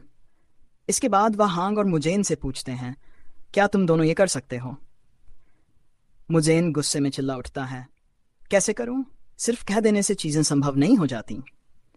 उसकी झुंझलाहट देखकर ली चोंग भी खींच जाते हैं और याद दिलाते हैं कि वह उसे 1 महीने से सिखा रहे हैं। मुजेन तर्क करता है कि वह 1 महीने में कोई पेड़ उड़ाकर नहीं गिरा सकता। लीचोंग जोर देकर कहते हैं कि समस्या उसकी स्टांस में है।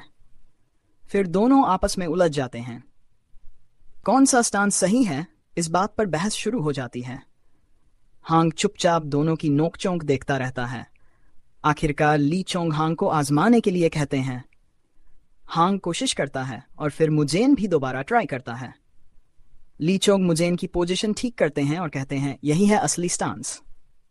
मुजेन अब भी उलझन में रहता है और पूछता है कि फर्क क्या है। लीचोंग उसे फिर से सीधा खड़े होने और दोहराने का आदेश देते हैं। हांग उनकी बहस देखकर हल्की सी मुस्कान दबा लेता है। मुजेन मजाक उड़ाता है, सिर्फ 1 महीने में इतना लालच, ऐसे चलेगा तो लोग नरक में जाओगे। लीचोंग जवाब देते हैं, बड़ों का सम्मान नहीं करोगे तो बर्फीले नरक में जाओगे। इस तरह उनकी ट्रेनिंग रूटीन चलती है। सुबह होती है सचिवीय प्रशिक्षण से, दोपहर में सिर्फ जोन बो मूवमेंट की प्रैक्टिस और रात होते ही जाशिम तलवार से स्पार। पूरे महीने यही उनका नियम बन चुका है। हांग देखता है कि बाहर से चाहे सब मजाकी क्यों न लगे, लेकिन भीतर कहीं छुपा हुआ सम्मान और उम्मीद है। उसे याद आता है कि उसका भी कभी एक गुरु हुआ करता था, और कभी कभी लीचोंग और मुजेन को देखकर लगता है कि वे असली गुरु और शिष्य की तरह हैं। शाम को हांग आदर से लीचोंग को खाने पर बुलाता है। लीचोंग मुस्कुराते हुए मुजेन से कहते हैं, देखो हांग कितना शिष्ट है। मुजेन तुरंत पलटवार करता है और मजाक में कहता है, हाँ अब जल्दी खा लो और अपने कीमती शरीर को संभाल कर रखो। आखिरकार वह दिन आ ही जाता है जब हांग को विदा लेना होता है। वह दोनों का आभार जताता है। लीचोंग जवाब देते हैं, अगर किस्मत ने चाहा तो हम फिर मिलेंगे। साथ ही वह हांग को चेतावनी देते हैं कि अगर वह चोंगकिंग में बसने का सोचता है तो उसे अपना नाम बदलना होगा, क्योंकि अगर कभी जूल गांव के बारे में जानने वाला कोई आ गया तो मुसीबत खड़ी हो सकती है। आखिर हांग ने एक इंसान को मार डाला है, वजह चाहे जो भी रही हो। हाथ हिलाकर अलविदा कहने के बाद हांग अपनी राह पकड़ लेता है। पीछे मुजेन उदास हो जाता है और लीचोंग ये नोटिस कर लेते हैं। मुजेन मानता है कि हांग उसका पहला सच्चा दोस्त था जब से वह सिचुआन छोड़कर निकला है। लीचोंग उसे चिढ़ाते हुए कहते हैं, उदास होना तो बनता है, आखिर तुम कभी भी उसे जाशिम की द्वंद्व युद्ध में हरा नहीं पाए, शायद कभी हरा भी नहीं पाओगे। गुस्से में मुजेन पलटकर कहता है कि उसने आखिर में लगभग जीत ही लिया था, मगर तभी देखता है कि लीचोंग तो आगे बढ़ चुके हैं। मुजेन पीछे से चिल्लाता है, कम से कम जाते जाते कुछ बोल ही देते। लीचोंग पीछे मुड़कर कहते हैं, रोना धोना बंद करो और बस पीछे चलो। दोनों फंग परिवार की लोहारशाला पहुंचते हैं। मास्टर फंग झिझकते हैं जब भट्टी उधार मांगी जाती है, लेकिन मजाक में कहते हैं, कीमत बस यही होगी कि मैं तुम्हें काम करते देख सकूं। लीचोंग करते हुए कहते हैं, तो फिर तैयार हो जाओ, क्योंकि अब तुम्हें धरती की सबसे महान कारीगरी का फ्रंट रो सीट मिलेगा। मुजेन मुस्कुराते हुए जोड़ता है, ऐसा ऑफर कौन ठुकराएगा। थोड़ी देर चुप रहने के बाद मास्टर फंग मान जाते हैं। मुजेन सोचता है कि उन्होंने इतनी आसानी से हाँ क्यों कर दी। तभी ली चोंग भट्टी के साथ साथ लकड़ी और सामग्री भी मांग लेते हैं। मास्टर फंग हंसते हुए कहते हैं, तो एक दरांती भी बना डालना। ली चोंग खुशी से हामी भरते हैं। मुजेन झल्लाकर बोल पड़ता है, अब तलवार भी गढ़नी पड़ेगी और दरांती भी। मुझे तो सर्कस का बंदर बना दिया है। लेकिन ली चोंग परवाह नहीं करते और कहते हैं, बस दरांती बना दो। वह याद दिलाते हैं कि असली सौदा तो यही था, दवाइयों और मार्शल आर्ट्स की ट्रेनिंग की फीस लोहारगिरी करके चुकानी होगी। और पूछते हैं, क्या तुम एक महीने की फीस मारने का सोच रहे हो। मुजेन मान जाता है, कहता है कि बात तो ठीक है, लेकिन उसने कभी दरांती बनाई ही नहीं। वह हथौड़ा उठाकर दरांती गढ़ना शुरू करता है। हथौड़े की ठक की आवाज सुनकर मास्टर फंग मुस्कुराते हैं। वह सोचते हैं कि कितने समय बाद यह भट्टी जली है। कम से कम अब भट्टी का देवता नाराज तो नहीं होगा। बारिश की टप टपक और हथौड़े की गूंज मिलकर पत्थर की घंटियों जैसी धुन बजाती है। मास्टर फंग मन ही मन सोचते हैं, भले ही ये लड़का दुनिया का सबसे बड़ा लोहार न बन पाए, लेकिन इसमें कोई शक नहीं कि ये एक बेहतरीन लोहार जरूर बनेगा। मास्टर फंग सोच में डूब जाते हैं। उन्हें याद आता है कि जब वह युवा थे उन्होंने भी ऐसा ही जोश महसूस किया था। काम खत्म होने के बाद मुझे दरांती उठाकर मास्टर फंग के पास लाता है। वह कहता है, ये मेरी पहली कोशिश है, मुझे यकीन नहीं कि ये ठीक बनी है या नहीं। मास्टर फंग चौंक जाते हैं यह सुनकर कि यह उसका पहला प्रयास है। मुजेन पूछता है, क्या यह कीमत चुकाने लायक है।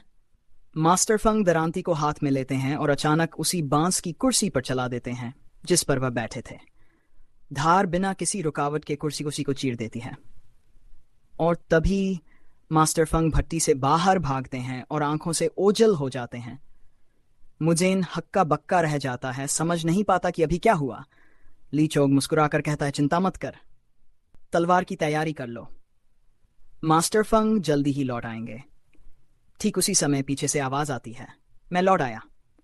मास्टर फंग वापस आते हैं, लेकिन इस बार अकेले नहीं। साथ में कई बुजुर्ग हैं जिनके हाथों में हथियार हैं और चेहरे पर सख्त भाव। वे सीधे मुजेन की ओर बढ़ते हैं और हैरानी से पूछते हैं, इतनी बारीक दरांती तुमने कैसे बनाई। मुजेन उलझन में है। बुजुर्ग हथियार को हाथों में लेकर जांचते हैं और उनकी हैरानी गुस्से से बदलकर उत्साह में बदल जाती है। वे चिल्लाते हैं, यह धार तो चोंकिंग के सबसे बड़े लोहारों के बने हथियारों को भी बिना खरोंच छोड़े काट देती है। यह तो ऐसे चीरती है जैसे टोफू काटा हो। उनकी आंखों में ललक चमक उठती है। कोई उसे तकनीक सिखाने की गुजारिश करता है। कोई कहता है तलवार बनाओ, तो कोई जोर डालता है कि पहले कुल्हाड़ी बनाओ। उनकी आवाजें एक दूसरे पर चढ़ जाती हैं। तभी ली चोंग बीच में बोलते हैं, दाखिला शुल्क 2 चांदी की तैल। बुजुर्ग रुक जाते हैं और पूछते हैं, सचमुच 2 तैल। ली चोंग आराम से सिर हिलाते हैं और जोड़ते हैं, और अगली बार यह तलवार गड़ेगा। फौरन सभी बुजुर्ग दौड़कर आते हैं और 2-2 तैल निकालकर थमा देते हैं, सिर्फ इस मौके के लिए कि वे फॉर्जिंग की प्रक्रिया अपनी आंखों से देख सकें। अब हांग दिखाई देता है, जो भिखारियों के संघ को ढूंढ रहा है। चलते चलते उसे एहसास होता है कि वह अपने गुरु के ही गृहनगर में पहुंच गया है। जगह की विशालता उसे अभिभूत कर देती है, बिल्कुल वैसे ही जैसे उसके गुरु ने कभी वर्णन किया था। वह सोचता है कि वह सन का खेत कहाँ होगा, जहां गुरु अक्सर जाया करते थे।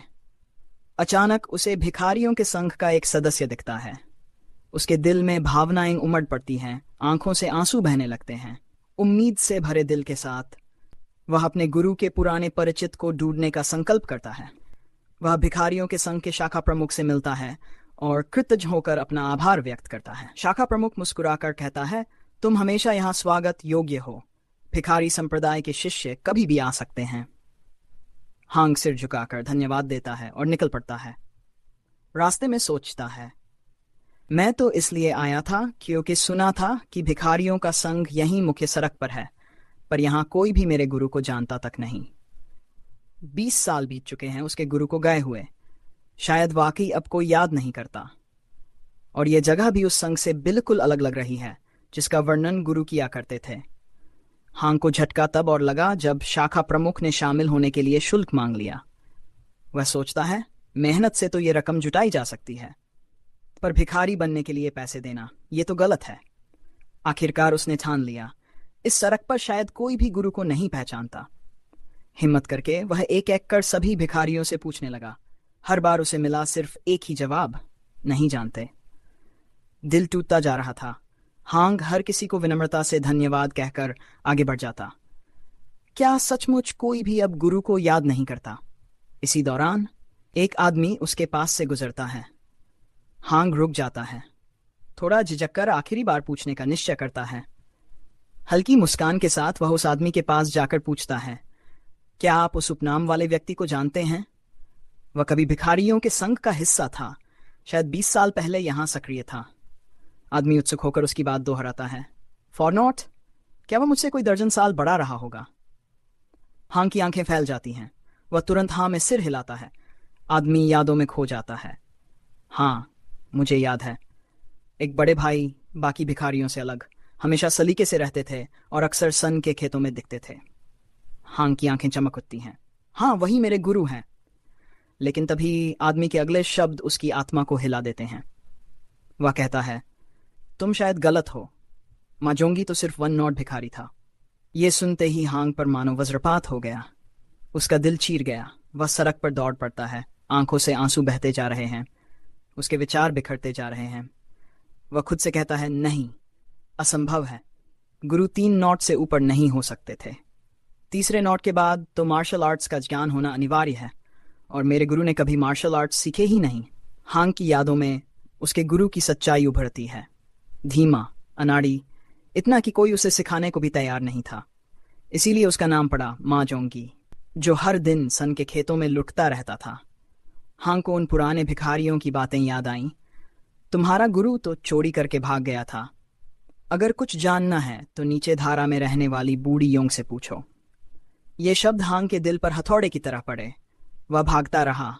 आंसू और तेज बहते गए। समुद्र किनारे पहुंचकर उसने कांपते हाथों से रस्सी पकड़ ली। उसका गला भर आया और वह टूटकर चिल्लाया। पहला नोट बस फूंक से लेने पर, दूसरा नोट बुखार से ठीक हो जाने पर, तीसरा नोट सिर्फ 15 साल की उम्र पूरी होने पर। और मैं सोचता रहा कि मेरी मुट्ठी की कला इतनी कमजोर क्यों है, डंडा चलाना इतना बेकार क्यों है।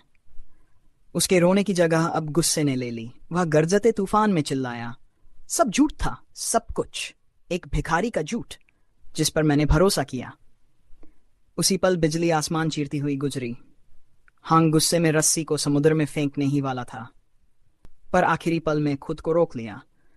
वह जमीन पर गिर पड़ा, बिखरा हुआ, धीमे स्वर में बुदबुदाया, जिसे मैं रक्षक समझता था वह तो कुछ भी नहीं निकला, और फिर मर भी गया, मुझे सच्चाई पूछने का मौका तक न देकर। धीरे धीरे उसने रस्सी को समुद्र में छोड़ दिया। लहरों के साथ वह डूब गई और उसकी आंखों से आंसू बहते रहे। दृश्य बदलता है। फोम परिवार की धातुशाला में मुझे थका हुआ काम खत्म करता है। मजदूर हैरान होकर पूछते हैं, आज इतना जल्दी? एक आदमी याद दिलाता है, मास्टर को भी तो आराम चाहिए। सब धीरे धीरे बाहर निकल जाते हैं। मुझे इनकी नज़र दरवाजे पर खड़े हांग पर पड़ती है। थका हुआ, टूटा हुआ, मानो भीतर से खाली। सब सुनकर मुझे शांत स्वर में कहता है, तो ये सच था? हांग चुप रहा। मुझे पूछता है, कुछ खाया? हांग धीमे से कहता है, नहीं, लेकिन सोयान नाम के एक बच्चे ने मुझे खाना दिया था। भूख नहीं थी, मगर उसके हाथ से मना नहीं कर पाया। मुझे थोड़ा मुस्कुराकर उसके कंधे पर थपकी देता है, तू तो अब भिखारियों का हिस्सा भी नहीं रहा, और ऊपर से उस छोटे बच्चे का हिस्सा भी खा लिया। वाह हांग, तू तो उसे भी लूटाया। मुझे ने हांग से कहा, चल मेरे साथ। हांग ने पूछा, कहाँ? मुझे ने हंसते हुए जवाब दिया, तेरे ऊपर चढ़ी भिखारी की बदबू धोने। रात गहराई। दोनों एक रौनकदार जगह पर बैठे खा पी रहे थे। मुझे ने प्याला उठाकर खुशी से कहा, आज तो जी भर कर खाएंगे पिएंगे, मरने तक। पास बैठी एक औरत ने ताने में कहा, आजकल के लड़के बड़े शोर मचाते हैं। मुझे इन खाने में डूब गया। वाह, कितना मजेदार है। हांग ने तीखे स्वर में पलटकर कहा, मजेदार? तेरे चेहरे से तो उल्टी होने वाली लग रही थी। मुझे ठहाका मारकर बोला, अरे मैं देश के 3 महान वैद्यों में से एक हूं, जुआ खेलकर ये नाम नहीं कमाया है। हांग ने नाक भौं से कोड़ते हुए कहा, लगता है बुजुर्गों की तरह डांट खाने वाला है तू। मुझे बेफिक्र हंसते हुए बोला, अगर खाना छोड़ा तो सीने में घातक हथेली मार दूंगा। अभी तो बस पीते रह। दोनों हंसते खेलते बहुत सारा खा पी गए।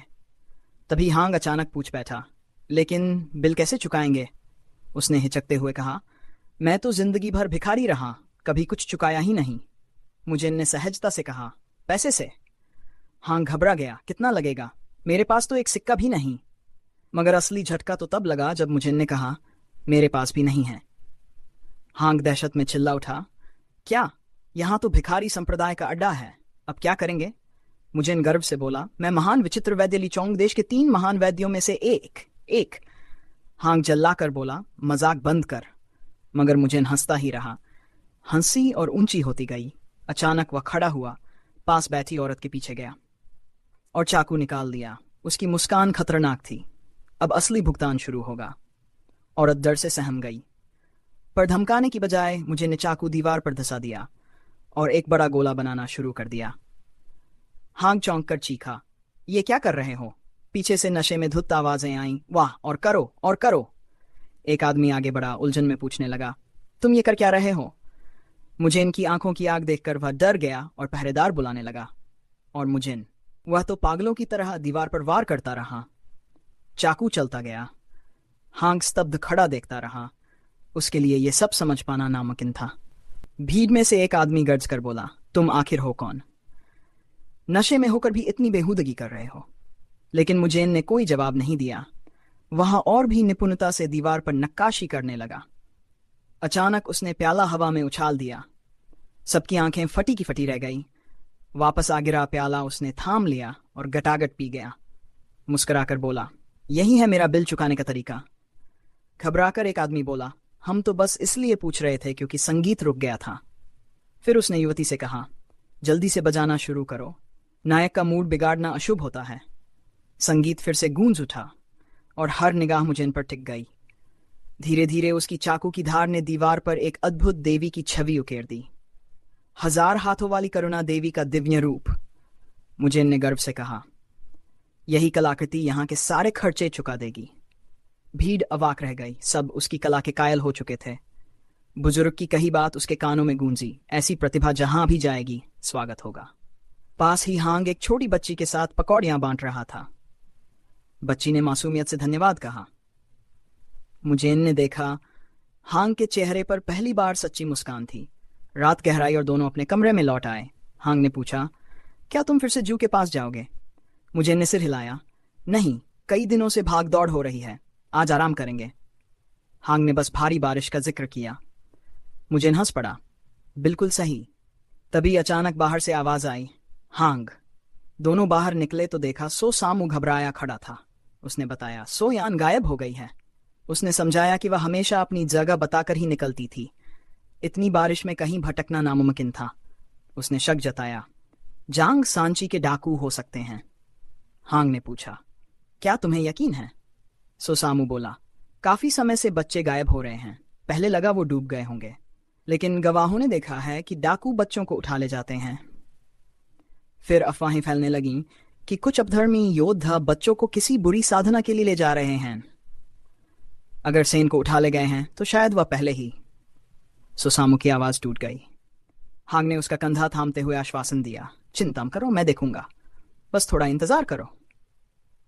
सोसामू की आंखों में कृतज्ञता छलक आई। बाद में शाखा नेता ने हांग से बात की। उसने कहा कि वह इसकी रिपोर्ट करेगा, लेकिन ज्यादा उम्मीद न रखने की चेतावनी भी दी।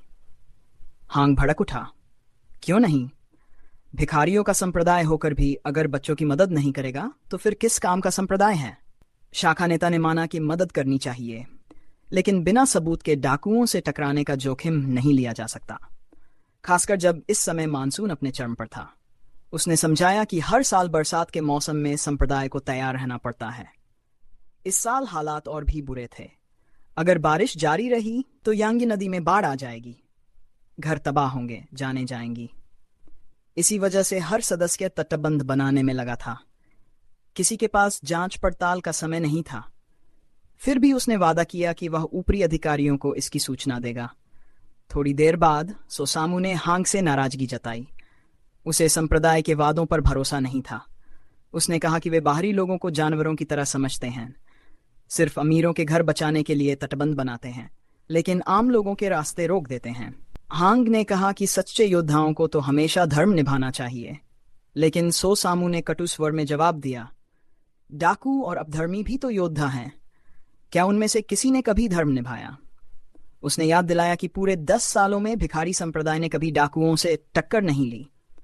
उसके अनुसार यह संप्रदाय किसी भिखारी के लिए सब कुछ दांव पर नहीं लगाएगा, जिसकी परवाह कोई नहीं करता। उन्हें तो बस अपने नए कपड़े गंदे होने का डर है और अपनी छवि बचाए रखना ही सब कुछ है। हांग का विश्वास डगमगा गया। उसे लगा अब सब झूठ था। उसने खुद से कहा, मुझे अपराध बोध महसूस करने की कोई वजह नहीं। मैंने जितना किया उतना ही काफी था। मेरा कर्तव्य तो जू गांव में ही खत्म हो गया था। वो भी एक झूठे की झूठी वीरता थी। इन विचारों में डूबा वह लौटने को ही था कि अचानक एक बूढ़ी औरत ने उसे रोक लिया। उसने पूछा, क्या तुम मंगी को ढूंढ रहे हो? मैं योंग बूढ़ी औरत हूं। उसने हांग से उसके और जोंगियान के रिश्ते के बारे में सवाल किया। हांग ने उल्टा पूछा कि वह जानना क्यों चाहती है। उसने कहा कि उसने तो यही सुना है कि जोंगियान एक चोर था जो सब कुछ लूटकर भाग गया। फिर उसने पूछा, क्या उसने तुमसे कोई कीमती चीज छीन ली थी? बूढ़ी योंग ने दृढ़ता से इनकार किया। उसने कहा, मांगी स्वभाव से चोर नहीं था। वह चोरी करने वाला इंसान नहीं हो सकता। फिर उसने एक चौंकाने वाली बात कही, शायद उसने जो चुराया वो कोई वस्तु नहीं थी बल्कि एक इंसान था। यह सुनकर हांग स्तब्ध रह गया। बूढ़ी योंग ने बताया कि यह घटना करीब 20 साल पहले की है, जब चोंगकिंग में न्यायपंथ और अंधकार पंथ के बीच संघर्ष चल रहा था। मध्य क्षेत्र के वर्तमान उपप्रमुख हंगमाई न्यायपंथ से थे, जबकि उपप्रमुख युबोंगी अंधकार पंथ से। आमतौर पर भिखारी के कपड़े साफ हों या गंदे, इससे किसी को फर्क नहीं पड़ता। लेकिन जब छोटी छोटी बातें बार बार टकराती हैं तो वही बातें जानलेवा दुश्मनी बन जाती हैं। एक दिन ऐसा ही हुआ। एक बड़ा झगड़ा छिड़ गया। हंगामे के बीच युबोंगी की मौत हो गई। उसके बाद हिंसा को कोई रोक नहीं पाया। उसी दिन अंधकार पंथ को चोंगकिंग से खदेड़ दिया गया और तभी मांगी भाग गया, युबोंगी के बेटे को लेकर। हांग ने पूछा, उस लड़के का नाम क्या था? बूढ़ी योंग ने जवाब दिया, होंगजोंग। यह सुनते ही हांग बिल्कुल खामोश हो गया। योंग ने समझा कि वह यहाँ बेटे की वजह से नहीं आया था। अगर बात उसकी नहीं थी तो उसके पास बताने को और कुछ नहीं। उसने कहा, मुझे मांगी के बारे में यही पता है। अगर कभी उससे मिलो तो मेरी सलाम पहुंचा देना, और अगर वह चोंगकिंग लौटे तो कहना कि वह मुझे ढूंढे। यह कहकर वह जाने लगी, लेकिन जब पीछे मुड़ी, हांग वहां से गायब था। कुछ देर बाद हांग अकेला समुद्र किनारे खड़ा था। उसका मन उथल पुथल से भरा हुआ। उसे लगा सब झूठ था। नाम, चौथे चक्र की संरक्षकता, यहां तक कि मार्शल आर्ट्स भी, सब कुछ झूठ। आंखों में आंसू भरकर उसने खुद से पूछा, क्यों? पीड़ा से टूटकर वह पानी में झुक गया, जैसे कुछ निकालने की कोशिश कर रहा हो। आखिरकार उसके हाथ में सन की रस्सी आई, लेकिन उसी पल उसका शरीर नीचे गहराई में डूब गया। पानी के भीतर उसका मन शोक में डूबा घूम रहा था। उसे याद आया कि भिखारी संप्रदाय की चौथे चक्र की संरक्षक रस्सी क्यों बांधी जाती थी। नियमों की रक्षा के लिए, लोगों की सुरक्षा के लिए, किसी ऐसे के लिए जो उसे बचाना चाहता था, किसी ऐसे के लिए जिसने खुद को उस रस्सी से बांधा था। गहराई में उसे एक और रस्सी दिखाई दी। उसने कसकर पकड़ा और ऊपर चढ़ने की कोशिश की। तभी उसने देखा कि कोई उसकी ओर नीचे आ रहा है। कुछ ही पल बाद सामने आया। वह मुजेने था। मुजेने ने उसे पकड़कर ऊपर खींच लिया। दोनों किनारे पर गिर पड़े हांफते हुए। मुजेने ने गुस्से में डांटा, क्या तुझे कोई ऐसी बीमारी हो गई है कि कपड़े गंदे हों तो मर जाएगा? पागल है तू, ऐसे मौसम में तैरने चला आया? हांग सिर्फ जोर जोर से खांसता रहा। फिर भी हाथ में कसकर पकड़ी रस्सी को थामे हुए उसने मुजेने से विनती की, बस एक बार मेरी मदद कर। मुजेने ने चिल्लाकर कहा, अभी अभी तेरी जान बचाई है, और क्या चाहता है तू? हांग ने ऐलान किया, हम सोसियन को डाकुओं से छुड़ाने जा रहे हैं। मुजेने हैरान रह गया, क्या यही वो मदद है जो तू मुझसे मांग रहा था? कोई आसान काम नहीं मांग सकता था। कुछ देर बाद समंदर किनारे मजदूर अपने काम में लगे थे। वहीं पास की चट्टान के पीछे हांग और मुजेने छिपकर हालात देख रहे थे। मुजेने ने धीरे से पूछा, तेरे पास कोई प्लान है? हांग ने सिर झुका दिया, नहीं, लेकिन तू क्या सोच रहा है? क्या सबके सामने जाकर भिड़ेगा? मुजेने ने मुस्कुराते हुए कहा, नहीं। हांग ने समझाया, हमें चुपचाप अंदर घुसना होगा। सोसियन को ढूंढकर निकलना है। सबसे पहले हमें यह पता लगाना होगा कि वो कहाँ कैद है। मुजेने ने अंदाजा लगाया, वो किसी इमारत में होगी। हमें धीरे से अंदर जाकर तलाश करनी होगी। हांग ने छत से पलटकर कहा, तेरे कपड़े इतने चमकदार हैं, चुपचाप जाना नामुमकिन है। मुझे ने मजाक में पूछा, तो कीचड़ में लौटकर कपड़े गंदे कर लूं?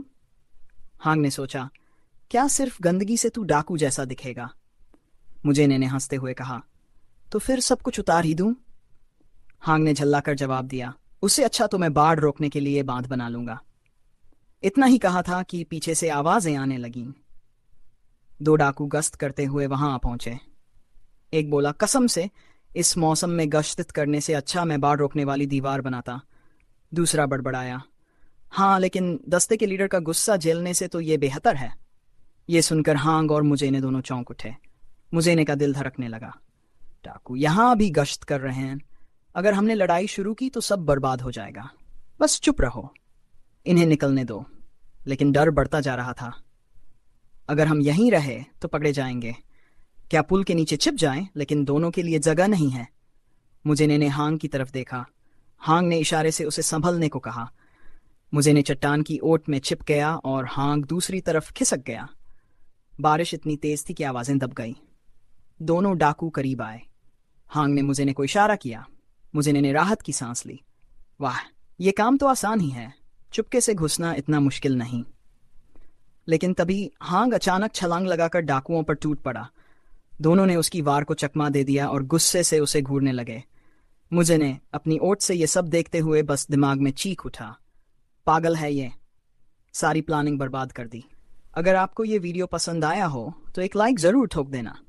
आपका एक लाइक हमें और भी बेहतर कंटेंट लाने की ताकत देता है। नीचे कमेंट करके बताओ कि अगला एपिसोड किस मनवा पर चाहिए, और वीडियो को अपने दोस्तों के साथ शेयर करना मत भूलना जिन्हें ऐसी दमदार कहानियां पसंद हैं। और हाँ, अगर आप पहली बार चैनल पर आए हैं तो सब्सक्राइब करके उस बेल आइकन को ज़रूर दबा देना, क्योंकि ऐसे ही फायर एपिसोड्स आते रहेंगे।